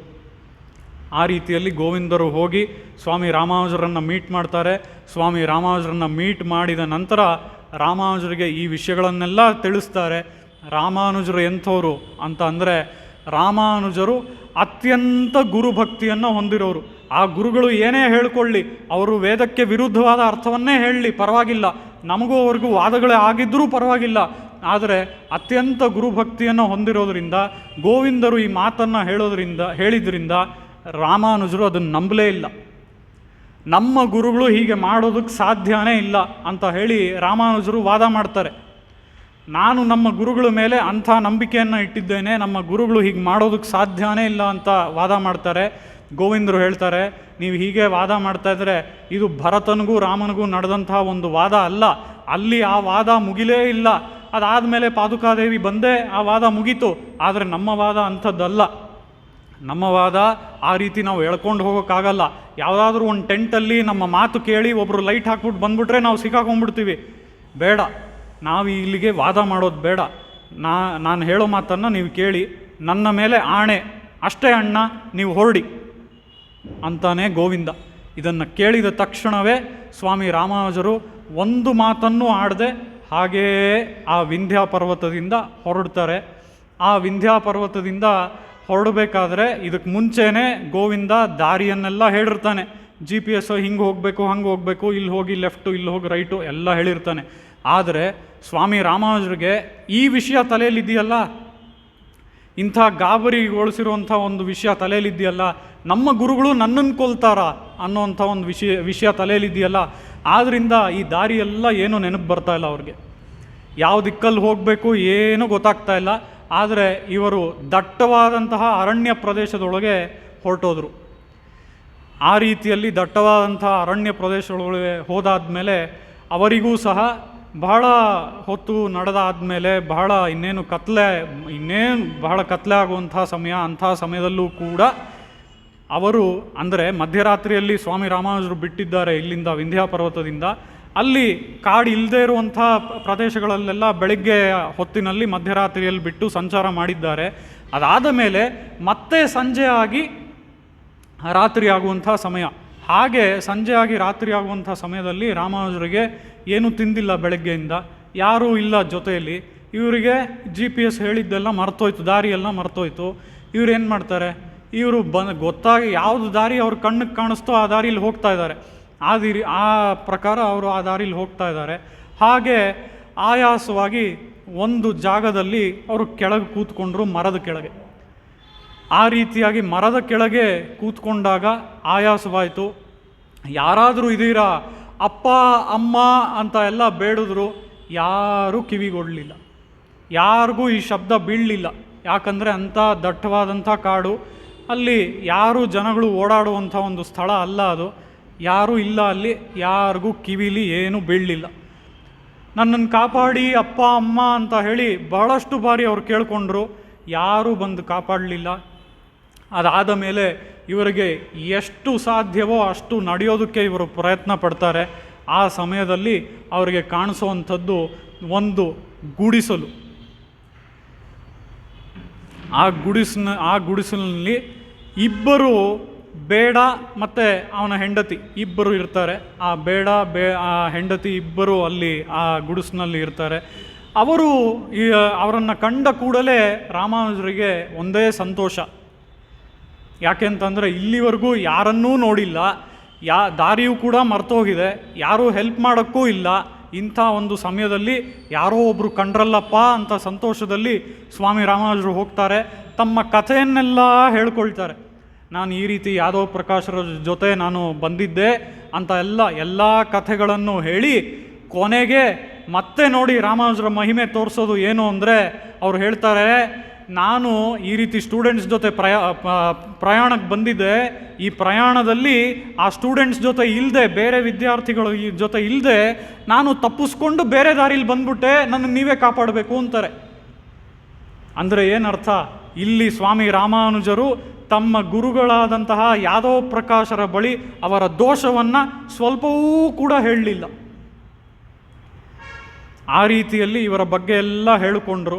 ಅದೆಲ್ಲ ಆದ ಮೇಲೆ ನಾವು ಕೂಡ ಹೀಗೆ ಪ್ರಯಾಣಕ್ಕೆ ಹೊರಟಿದ್ದೀವಿ ಅಂತ ಹೇಳಿ ಆ ಹಂಟರ್ ಕಪಲ್ ಅವರಿಬ್ಬರು ಹೇಳ್ತಾರೆ. ಅವರಿಬ್ಬರು ನೀವು ಬನ್ನಿ ನಮ್ಮ ಜೊತೆ ಅಂತ ಹೇಳಿ ಸ್ವಾಮಿ ರಾಮಾನುಜರನ್ನು ಕರ್ಕೊಂಡು ಹೋಗ್ತಾರೆ. ಹೀಗೆ ಬಹಳಷ್ಟು ಸಮಯ ಅವರು ನಡ್ಕೊಂಡು ಹೋಗ್ತಾರೆ. ಇದು ಯಾವ ಕ್ರಮದಲ್ಲಿ ಇವರು ನಡೆದ್ರಂತೆ ಅಂತ ಅಂದರೆ, ಮುಂದೆ ಆ ಬೇಡ, ಹಿಂದೆ ಆ ಬೇಡನ ಹೆಂಡತಿ, ಅದಕ್ಕೆ ಹಿಂದೆ ಸ್ವಾಮಿ ರಾಮಾನುಜರು. ಇದು ನೋಡೋದಕ್ಕೆ ಹೇಗಿತ್ತಂತೆ ಅಂತ ಅಂದರೆ, ರಾಮಾಯಣದಲ್ಲಿ ದಂಡಕಾರಣ್ಯದಲ್ಲಿ ಮುಂದೆ ಶ್ರೀರಾಮ, ಹಿಂದೆ ಸೀತೆ, ಅದಕ್ಕೆ ಹಿಂದೆ ಲಕ್ಷ್ಮಣ, ಇದನ್ನು ನೋಡೋ ಹಾಗೇ ಇತ್ತಂತೆ. ಆ ರೀತಿಯಲ್ಲಿ ಈ ಕ್ರಮದಲ್ಲಿ ಅವರು ಒಂದು ಇಡೀ ಹಗಲು ನಡೆದಿದ್ದಾರೆ.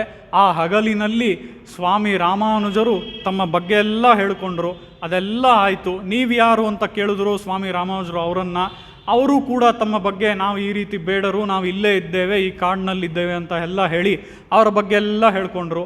ಅದೆಲ್ಲ ಆದಮೇಲೆ ಸ್ವಾಮಿ ರಾಮಾನುಜರೇ ರಾಮರ ಒಂದು ತಿರುನಾಮವನ್ನು ತೆಗಿತಾರಂತೆ. ಆಗ ಆ ಬೇಡ ಕೇಳ್ತಾನಂತೆ, ರಾಮ ಅಂದರೆ ಯಾರು, ನನಗೆ ಗೊತ್ತೇ ಇಲ್ಲ ಅಂತ ಹೇಳಿ ಆ ಬೇಡ ಕೇಳ್ತಾನಂತೆ.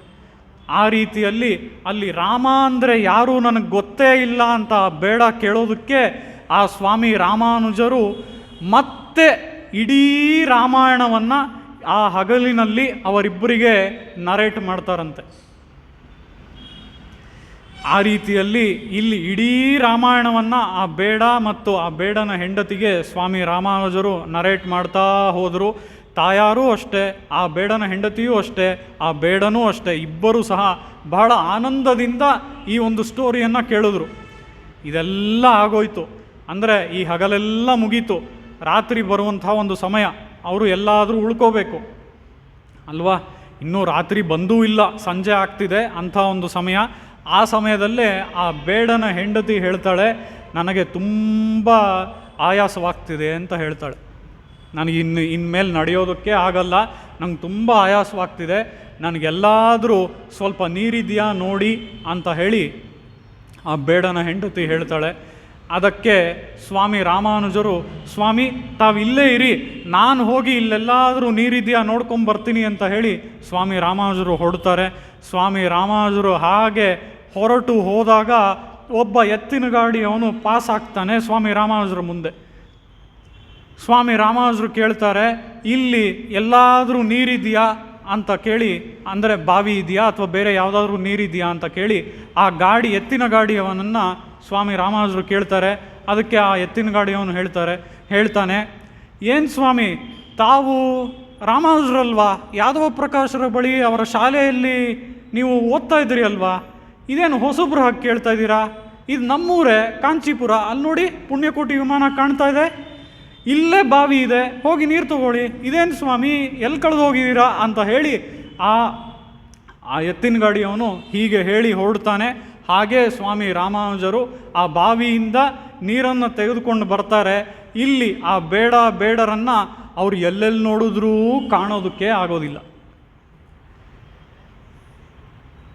ಆ ರೀತಿಯಲ್ಲಿ ಬೇಡರನ್ನ ಎಷ್ಟೇ ಹುಡುಕಿದ್ರೂ ಸ್ವಾಮಿ ರಾಮಾನುಜರು ನೋಡೋದಕ್ಕೆ ಆಗೋದಿಲ್ಲ. ಅವರು ಮತ್ತೆ ಅಪ್ಪ ಅಮ್ಮ ಅಂತೆಲ್ಲ ಎಷ್ಟೋ ಕರೀತಾರೆ, ಆದರೂ ಸಹ ಅವರನ್ನು ನೋಡೋದಕ್ಕಾಗೋದಿಲ್ಲ. ಇದಾದ ಮೇಲೆ ಸ್ವಾಮಿ ರಾಮಾನುಜರು ಕಾಂಚೀಪುರಕ್ಕೆ ತಾನು ಬಂದಿದ್ದೀನಿ ಅಂತ ಅವ್ರಿಗೆ ತಿಳಿಯುತ್ತೆ. ಅದಾದ ಮೇಲೆ ಇವರು ಹೋಗಿ ನಡೆದಂತಹ ಘಟನೆಗಳನ್ನೆಲ್ಲ ಮತ್ತೆ ಯೋಚಿಸ್ಕೊಂಡು ನೆನಪು ಮಾಡಿಕೊಂಡು ಇದನ್ನೆಲ್ಲ ನೋಡಿದಾಗ ಅವ್ರಿಗೆ ತಿಳಿಯುತ್ತೆ, ಇವೆಲ್ಲ ನಡೆದಿರೋದು ನಾನು ಈ ರಾಮಾಯಣವನ್ನು ಹೇಳಿದ್ದಾಗಲಿ, ಅವರು ನನ್ನನ್ನು ಅವರ ಜೊತೆ ಕರ್ಕೊಂಡು ಹೋಗಿದ್ದಾಗಲಿ, ಇವೆಲ್ಲವೂ ಸಹ ಆ ಬೇಡರು ಏನಿದ್ದಾರೆ ಇಬ್ಬರು, ಆ ಬೇಡ ದಂಪತಿಗಳು ಆ ಶ್ರೀಮನ್ನಾರಾಯಣ ಹಾಗೂ ಲಕ್ಷ್ಮೀದೇವಿಯೇ, ಬೇರೆ ಯಾರೂ ಅಲ್ಲ ಅಂತ ಇವ್ರಿಗೆ ತಿಳಿಯುತ್ತೆ. ಆ ರೀತಿಯಲ್ಲಿ ಇದೆಲ್ಲ ತಿಳಿದ ಮೇಲೆ ಇವರಿಗೆ ಇಲ್ಲಿ ಮುಖ್ಯವಾಗಿ ಇನ್ನೊಂದು ರಿಯಲೈಸ್ ಆಗಬೇಕಲ್ಲ, ಏನು, ಇವರನ್ನು ತೀರ್ಥ ತರೋದಕ್ಕೆ ಹೇಳ್ತಾರೆ ಅಲ್ವಾ. ನಾವು ಈ ಕಥೆಯನ್ನು ಏನಕ್ಕೆ ನೋಡ್ತಾ ಇದ್ದೀವಿ? ಮುಗಿಲ್ವಣ್ಣನ್ ಅವನು ಯಾವುದಕ್ಕಾಗಿ ಮುಗಿಲ್ವಣ್ಣ, ಅವನು ಯಾವುದಕ್ಕಾಗಿ ಕಪ್ಪು ಮೋಡದಂತೆ ಇದ್ದಾನೆ ಅನ್ನೋದಕ್ಕೆ ಈ ಕಥೆಯನ್ನು ನೋಡ್ತಾ ಇದ್ದೀವಿ. ಅದರ ಪ್ರಕಾರ ಇಲ್ಲಿ ಅವರನ್ನು ತೀರ್ಥ ತರೋದಕ್ಕೆ ತಾಯಾರು ಹಾಗೂ ಪೆರುಮಾಳು ಹೇಳ್ತಾರೆ. ಅದೇ ಪ್ರಕಾರ ಅವರು ಹೋಗಿ ತೀರ್ಥವನ್ನು ತಗೊಂಡು ಬರ್ತಾರೆ. ಇಲ್ಲಿ ಈ ಘಟನೆಗಳನ್ನೆಲ್ಲ ನೆನೆಸ್ಕೊಂಡು ನೋಡಿದ್ರು ಅವರು, ಆಗೋಯ್ತು, ಇದರಿಂದ ಹೀಗೆಲ್ಲ ಆಯಿತು, ತಾಯಾರು ಬಂದರು, ಪೆರುಮಾಳು ಬಂದರು, ನನ್ನನ್ನು ಕಾಪಾಡಿದ್ರು, ಇವೆಲ್ಲ ಗೊತ್ತಾಯಿತು. ಆದರೆ ಇದಕ್ಕೆ ಮೇಲೆ ಅವರಿಗೆ ಗೊತ್ತಾಗಬೇಕಾಗಿದ್ದಂಥ ಒಂದು ವಿಷಯ ಇತ್ತು. ಅದೇನು ಅಂತ ಅಂದರೆ, ಇಲ್ಲಿಯವರೆಗೂ ಯಾದವ ಪ್ರಕಾಶರ ಬಳಿ ವ್ಯಾಸಂಗ ಎಲ್ಲ ಆಗೋಯ್ತು. ಇನ್ನು ಮುಂದೆ ಜೀವನದಲ್ಲಿ ಏನು ಮಾಡೋದು, ಇನ್ನು ಮುಂದೆ ನಾನು ಏನು ಮಾಡಬೇಕು, ಈ ಒಂದು ಪ್ರಶ್ನೆಗೆ ಅವ್ರ ಹತ್ರ ಉತ್ತರ ಇರಲಿಲ್ಲ. ಇದಕ್ಕೆ ಉತ್ತರ ಏನು ಅಂತ ಅಂದರೆ, ಅವ್ರು ಈಗ ತಾನೇ ಆ ಬಾವಿಯ ಬಳಿ ಹೋಗಿ ನೀರನ್ನು ಸೇದ್ಕೊಂಡ್ಬಂದ್ರಲ್ವ, ಆ ಬಾವಿಯ ಬಳಿ ಹೋಗಿ ನೀರನ್ನು ಸೇದಿದ್ದೇ ಮುಂದೆ ಅವರು ಜೀವನದಲ್ಲಿ ಮಾಡಬೇಕಾಗಿರುವಂಥ ಒಂದು ಕೈಂಕರ್ಯ. ಅದೇನು ಅಂತ ಅಂದರೆ, ಆ ಮುಗಿಲ್ವಣ್ಣನ್ ಅಂತ ಅಂದರೆ ಆ ಮೋಡದಂತೆ ಇರುವಂತಹ ಆ ವರದರಾಜಸ್ವಾಮಿ.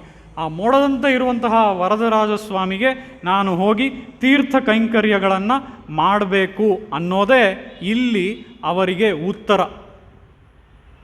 ಅದರ ಪ್ರಕಾರ ತಾಯಾರು ಹಾಗೂ ಪೆರುಮಾಳ್ ಇವರಿಗೆ ಕೊಟ್ಟಂತಹ ಉತ್ತರ, ಇನ್ಮೇಲೆ ತಾವು ಹೋಗಿ, ಅಂದರೆ ರಾಮಾನುಜರು ಹೋಗಿ ಆ ವರದರಾಜನಿಗೆ ಆ ಬಾವಿಯಿಂದ ಪ್ರತಿದಿನವೂ ನೀರನ್ನು ತೆಗೆದುಕೊಂಡು ಆ ವರದರಾಜನಿಗೆ ಹೋಗಿ ಕೈಂಕರ್ಯ ಮಾಡಬೇಕು ಅನ್ನೋದೇ ಅವರಿಬ್ಬರ ಆಜ್ಞೆ ಅಂತ ಇವರಿಗೂ ತಿಳಿಯುತ್ತೆ. ಆ ರೀತಿಯಲ್ಲಿ ಇವರೂ ಹೋಗಿ ಆ ವರದರಾಜನಿಗೆ ಕೈಂಕರ್ಯವನ್ನು ಮಾಡೋದಕ್ಕೆ ಆರಂಭಿಸ್ತಾರೆ. ಇಲ್ಲಿ ಮುಗಿಲ್ವಣ್ಣನ್ ಅಂತ ಅಂದರೆ ಏನು, ಆ ಕಪ್ಪು ಮೋಡದಂಥ ಬಣ್ಣವನ್ನು ಉಳ್ಳವನು, ಆ ಕಪ್ಪು ಮೋಡದಂತೆಯೇ ಮಳೆ ಸುರಿಸುವವನು. ಯಾವ ಮಳೆ? ದಯೆಯ ಮಳೆಯನ್ನು ಸುರಿಸುವವನು. ಆ ರೀತಿಯಲ್ಲಿ ಆ ಮುಗಿಲ್ವಣ್ಣನ್ ಆ ಕಪ್ಪು ಮೋಡದಂತೆ ಇರುವಂತಹ ವರದರಾಜನಿಗೆ ತೀರ್ಥ ಕೈಂಕರ್ಯವನ್ನು ಮಾಡಿದ್ರು. ಮುಗಿಲ್ವಣ್ಣನ್ ಅಂತ ಅಂದರೆ ಆ ವರದರಾಜ ಹೇಗಿದ್ದಾನೆ? ಒಂದು ಕಪ್ಪು ಮೋಡದಂತೆಯೇ ಇದ್ದಾನೆ ಅಲ್ವಾ. ಆ ಕಪ್ಪು ಮೋಡದಂತೆ ಇರುವಂತಹ ವರದರಾಜ ಸ್ವಾಮಿಗೆ, ಅಂದರೆ ಒಂದು ಮೋಡಕ್ಕೆ ದಾಹ ಏರ್ಪಟ್ಟಿತಂತೆ. ಮೋಡಕ್ಕೆ ದಾಹ ಯಾವತ್ತಾದರೂ ಏರ್ಪಡುತ್ತಾ? ಖಂಡಿತ ಇಲ್ಲ. ಆದರೆ ಆ ವರದರಾಜ ಸ್ವಾಮಿ ಅನ್ನುವಂತಹ ಒಂದು ಕಪ್ಪು ಮೋಡಕ್ಕೆ ದಾಹ ಏರ್ಪಟ್ಟಿತಂತೆ. ಅದಕ್ಕಾಗಿಯೇ ಆ ದಾಹವನ್ನು ನೀಗಿಸ್ಕೊಳ್ಳೋದಕ್ಕಾಗಿ ಸ್ವಾಮಿ ರಾಮಾನುಜರಿಂದ ಈ ಬಾವಿಯಿಂದ ತೀರ್ಥ ತಂದು ಅವರು ಮಾಡುವಂತಹ ಕೈಂಕರ್ಯದಲ್ಲಿ ಇವರನ್ನು ನಿರತರಾಗಿ ಮಾಡಿದ್ನಂತೆ. ಆ ರೀತಿಯಲ್ಲಿ ನಾವು ನೋಡೋದಾದರೆ ಆ ಮೋಡಕ್ಕೆ ದಾಹ ಏರ್ಪಟ್ಟು ಸ್ವಾಮಿ ರಾಮಾನುಜರು ಆ ಮೋಡದ ದಾಹವನ್ನು ತೀರಿಸಿದವರು. ಇದೇ ಒಂದು, ಈಗ ನಾನು ನಿಮಗೆ ಏನು ಕಥೆ ಹೇಳಿದೆ, ಈ ಕಥೆಯನ್ನು ಸಂಪೂರ್ಣ ಒಂದು ಕಥೆಯ ಜೊತೆಗೆ ಇನ್ನೂ ಬಹಳಷ್ಟು ಡಿಸ್ಕ್ರಿಪ್ಷನ್ಸ್ ಜೊತೆಗೆ, ವರ್ಣನೆಗಳ ಜೊತೆಗೆ ಒಂದು ಪುಸ್ತಕವಾಗಿ ನಮ್ಮ ಸ್ವಾಮಿ, ಅಂದರೆ ನಮ್ಮ APN ಸ್ವಾಮಿಯವರು ಬರೆದು ರಚನೆ ಮಾಡಿದ್ದಾರೆ. ಅದಕ್ಕೆ ಹೆಸರೇ ಮೇಘದ ದಾಹ. ಇದು ಈ ಪುಸ್ತಕ ತಮಿಳಿನಲ್ಲಿದೆ ಹಾಗೂ ಇಂಗ್ಲೀಷ್ನಲ್ಲೂ ಇದೆ. ಇದನ್ನು apnswami.wordpress.com ಅನ್ನುವಂತಹ ವೆಬ್ಸೈಟ್ನಲ್ಲಿ ಹೋದರೆ ಇದು ಖಂಡಿತ ಸಿಗತ್ತೆ. ಈ ಒಂದು ಕಥೆಯನ್ನು ತಾವೆಲ್ಲರೂ ಓದ್ಬೋದು. ಇದರಲ್ಲಿ ಅತ್ಯಂತ ಅದ್ಭುತವಾದಂಥ ವರ್ಣನೆಗಳೆಲ್ಲ ಇದೆ. ನಾನು ಹೇಳಿದ್ದು ತುಂಬಾ ಕಡಿಮೆ. ಆ ರೀತಿಯಲ್ಲಿ ನಾವಿಲ್ಲಿ ನೋಡುವಂಥದ್ದು ಮುಗಿಲ್ವಣ್ಣನ ಪೇರ್ಪಾಡ ಅಂತ ಅಂದರೆ ಆ ಕಪ್ಪು ಮೋಡದಂತೆ ಇರುವಂತಹ ಆ ವರದರಾಜನ ಹೆಸರುಗಳನ್ನು ಹಾಡೋದಕ್ಕಾಗಿ ನಾವು ಹೋಗ್ತಾ ಇದ್ದೇವೆ. ಅಂಥ ಒಳ್ಳೆಯ ಕೆಲಸಕ್ಕಾಗಿ ನಾವು ಹೋಗ್ತಾ ಇದ್ದೇವೆ. ನೀನು ನಮ್ಮ ಮೇಲೆ ಕೋಪಿಸ್ಕೋಬೇಡ. ಶಿಟ್ರಾದೆ ಪೇಶಾದೆ ಶೆಲ್ವ ಪೆಂಡಾಟಿ ನೀ ಎಟ್ರುಕ್ಕುರಂಗುಂ ಪೊರುಳೇಲೋರ್ ಎಂಪಾವಾಯ್ ಅಂತ ಹೇಳಿ ಆ ವರದರಾಜ ಯಾರು ಅಂತ ಅಂದರೆ ತಿರುಮಾಮಗಳೈ ಪೆಟ್ರುಂ ಎನ್ ನೆಂಜಂ ಕೋಯಿಲ್ ಕೊಂಡ ಪೇರರುಳಾಳಂ ಅಂತ ಹೇಳಿ ತಿರುಮಂಗಯಾಳ್ವಾರರು ಹೇಳ್ತಾರೆ. ಅರುಳಾಳ ಅಂದರೆ ಯಾರು? ಅರುಳಾಳ ಅಂದರೆ ನಮಗೆ ಕೃಪೆ ಮಾಡುವನು ಅಷ್ಟೇ. ಆದರೆ ಇಲ್ಲಿ ಪೇರರುಳಾಳಲ್ ಅಂತ ತಿರುಮಂಗಯಾಳ್ವಾರರು ಹೇಳೋದಕ್ಕೆ ಕಾರಣ ಏನು ಅಂತ ಅಂದರೆ ತಿರುಮಾಮಗಳೈ ಪೆಟ್ರುಂ ಆ ಲಕ್ಷ್ಮೀದೇವಿಯನ್ನು ಹೊಂದಿ ಅಂದರೆ ಆ ಲಕ್ಷ್ಮೀದೇವಿಯನ್ನು ವಕ್ಷಸ್ಥಳದಲ್ಲಿ ಹೊಂದಿರುವಂತಹ ಓ ವರದರಾಜ ಸ್ವಾಮಿಯೇ ತಿರುಮಾಮಗಳೈ ಪೆಟ್ರುಂ, ಅದರ ನಂತರವೇ ನೀ ಮೊದಲು ಅರುಳಾಳನಾಗಿದ್ದೆ. ಆದರೆ ಆ ಲಕ್ಷ್ಮೀದೇವಿ ಯಾವಾಗ ನಿನ್ನ ವಕ್ಷಸ್ಥಳದಲ್ಲಿ ಬಂದು ಕೂತ್ಕೊಂಡ್ಲೋ ಅವಾಗಿಂದ ನೀನು ಪೇರರುಳಾನನಾದೆ ಅಂತ ಹೇಳಿ ಇಲ್ಲಿ ತಿರುಮಂಗಯಾಳ್ವಾರರು ತೋರಿಸ್ತಾ ಇದ್ದಾರೆ. ಅದರ ಪ್ರಕಾರ ನಮಗೆ ಆ ರೀತಿಯಾಗಿ ಅರುಳ್ ಮಾಡುವಂಥವನು, ಕೃಪೆ ಮಾಡುವಂಥವನು ನೀನು ಅಂತ ಹೇಳಿ ನೀ ಎಟ್ರುಕ್ಕುರಂಗುಂ ಶಿಟ್ರಾದೆ ಪೇಶಾದೆ ಶೆಲ್ವಪ್ಪೆಂಡಾಟಿ ನೀ ಎಟ್ರುಕ್ಕುರಂಗುಂ ಪೊರುಳೇಲೋರ್ ಎಂಪಾವಾಯ್, ನೀನು ಅಲ್ಲಿ ಅವನ ಜೊತೆ ಮಲಗಿದ್ಯಾ. ಇಲ್ಲಿ ಎಟ್ರುಕ್ಕುರಂಗುಂ ಅಂತ ಅಂದರೆ ನೀನು ಅವನ ಧ್ಯಾನದಲ್ಲಿ ಮಲಗಿದೆಯಾ ಅನ್ನುವಂಥದ್ದು ಒಂದು ಅರ್ಥ. ಆದರೆ ಮತ್ತೊಂದು ಅರ್ಥ, ನೀನು ಮಾತ್ರ ಅವನನ್ನು ಅನುಭವಿಸ್ಕೊಂಡು ಮಲಗಿದೆಯಾ, ನಮಗೆಲ್ಲ ಆ ಶ್ರೀಕೃಷ್ಣನ ಅನುಭವ ಬೇಡವಾ, ನೀನು ಅವನ ಜೊತೆಗೆ ಹೊರಗೆ ಎದ್ದು ಬಾ ಅಂತ ಹೇಳಿ ಇಲ್ಲಿ ಗೋದಾದೇವಿ ಮನವಿ ಮಾಡ್ತಾ ಇದ್ದಾಳೆ. ಅದರ ಪ್ರಕಾರ ಈ ಪಾಶುರವನ್ನು ಗೋದಾದೇವಿ ಮುಗಿಸ್ತಾ ಇದ್ದಾಳೆ. ಈಗ ನಾವು ನಾಳೆಯ ಪಾಶುರವನ್ನು ನೋಡಿ ಅದರ ನಂತರ ಈ ಒಂದು ಉಪನ್ಯಾಸವನ್ನು ಮುಗಿಸ್ಕೋಣ. உங்கள் புழக்கடை தோட்டத்து வாவிழுள் செங்கழ் நீர் வாழ்நகிழ்ந்தாம்பல் ஆம்பல் வாய் கூம்பிழகான் செங்கொன் பொடிக்கூரை வெண்பர்த்தவர்த்தவர் தங்கள் திருக்கோயில் செங்கிடுவான் போதந்தார் எங்களை முன்னம் எழுப்புவான் வாய் பேசும் நங்காய் எழுந்திராய் நாணாதாய் நாவுடையாய் சங்கொடு சக்கரம் ஏந்தும் தடக்கையன் பங்கயக் கண்ணானை பாடேலோர் எம்பாவாய். ಕವಿತಾರ್ಕಿಕ ಸಿಂಹಾಯ ಕಲ್ಯಾಣ ಗುಣಶಾಲಿನೇ ಶ್ರೀಮತೆ ವೆಂಕಟೇಶಾಯ ವೇದಾಂತ ಗುರವೇ ನಮಃ. ವಾದಿದ್ವಿಪಶಿರೋಭಂಗ ಪಂಚಾನ ಪರಾಕ್ರಮಃ ಶ್ರೀಮಾನ್ ವೆಂಕಟನಾಥಾರ್ಯ ಚಿರಂ ವಿಜೇತಾಂ ಭುವಿ. ಶ್ರೀಮತೆ ಶ್ರೀ ಲಕ್ಷ್ಮೀ ನೃಸಿಂಹ ದಿವ್ಯ ಪಾದುಕಾ ಸೇವಕ ಶ್ರೀವನ್ಷಡೋಪ ಶ್ರೀ ನಾರಾಯಣ ಯತೀಂದ್ರ ಮಹಾದೇಶಿಕಾಯ ನಮಃ. ಶ್ರೀಮತೆ ಶ್ರೀವನ್ಷಡೋಪ ಶ್ರೀ ರಂಗನಾಥ ಯತೀಂದ್ರ ಮಹಾದೇಶಿಕಾಯ ನಮಃ. ಶ್ರೀಮತೆ ವಾತ್ಸ್ಯ ಶ್ರೀಕೃಷ್ಣಮಾರ್ಯ ಮಹಾದೇಶಿಕಾಯ ನಮಃ. ಅಸ್ಮದ್ಗುರುಭ್ಯೋ ನಮಃ.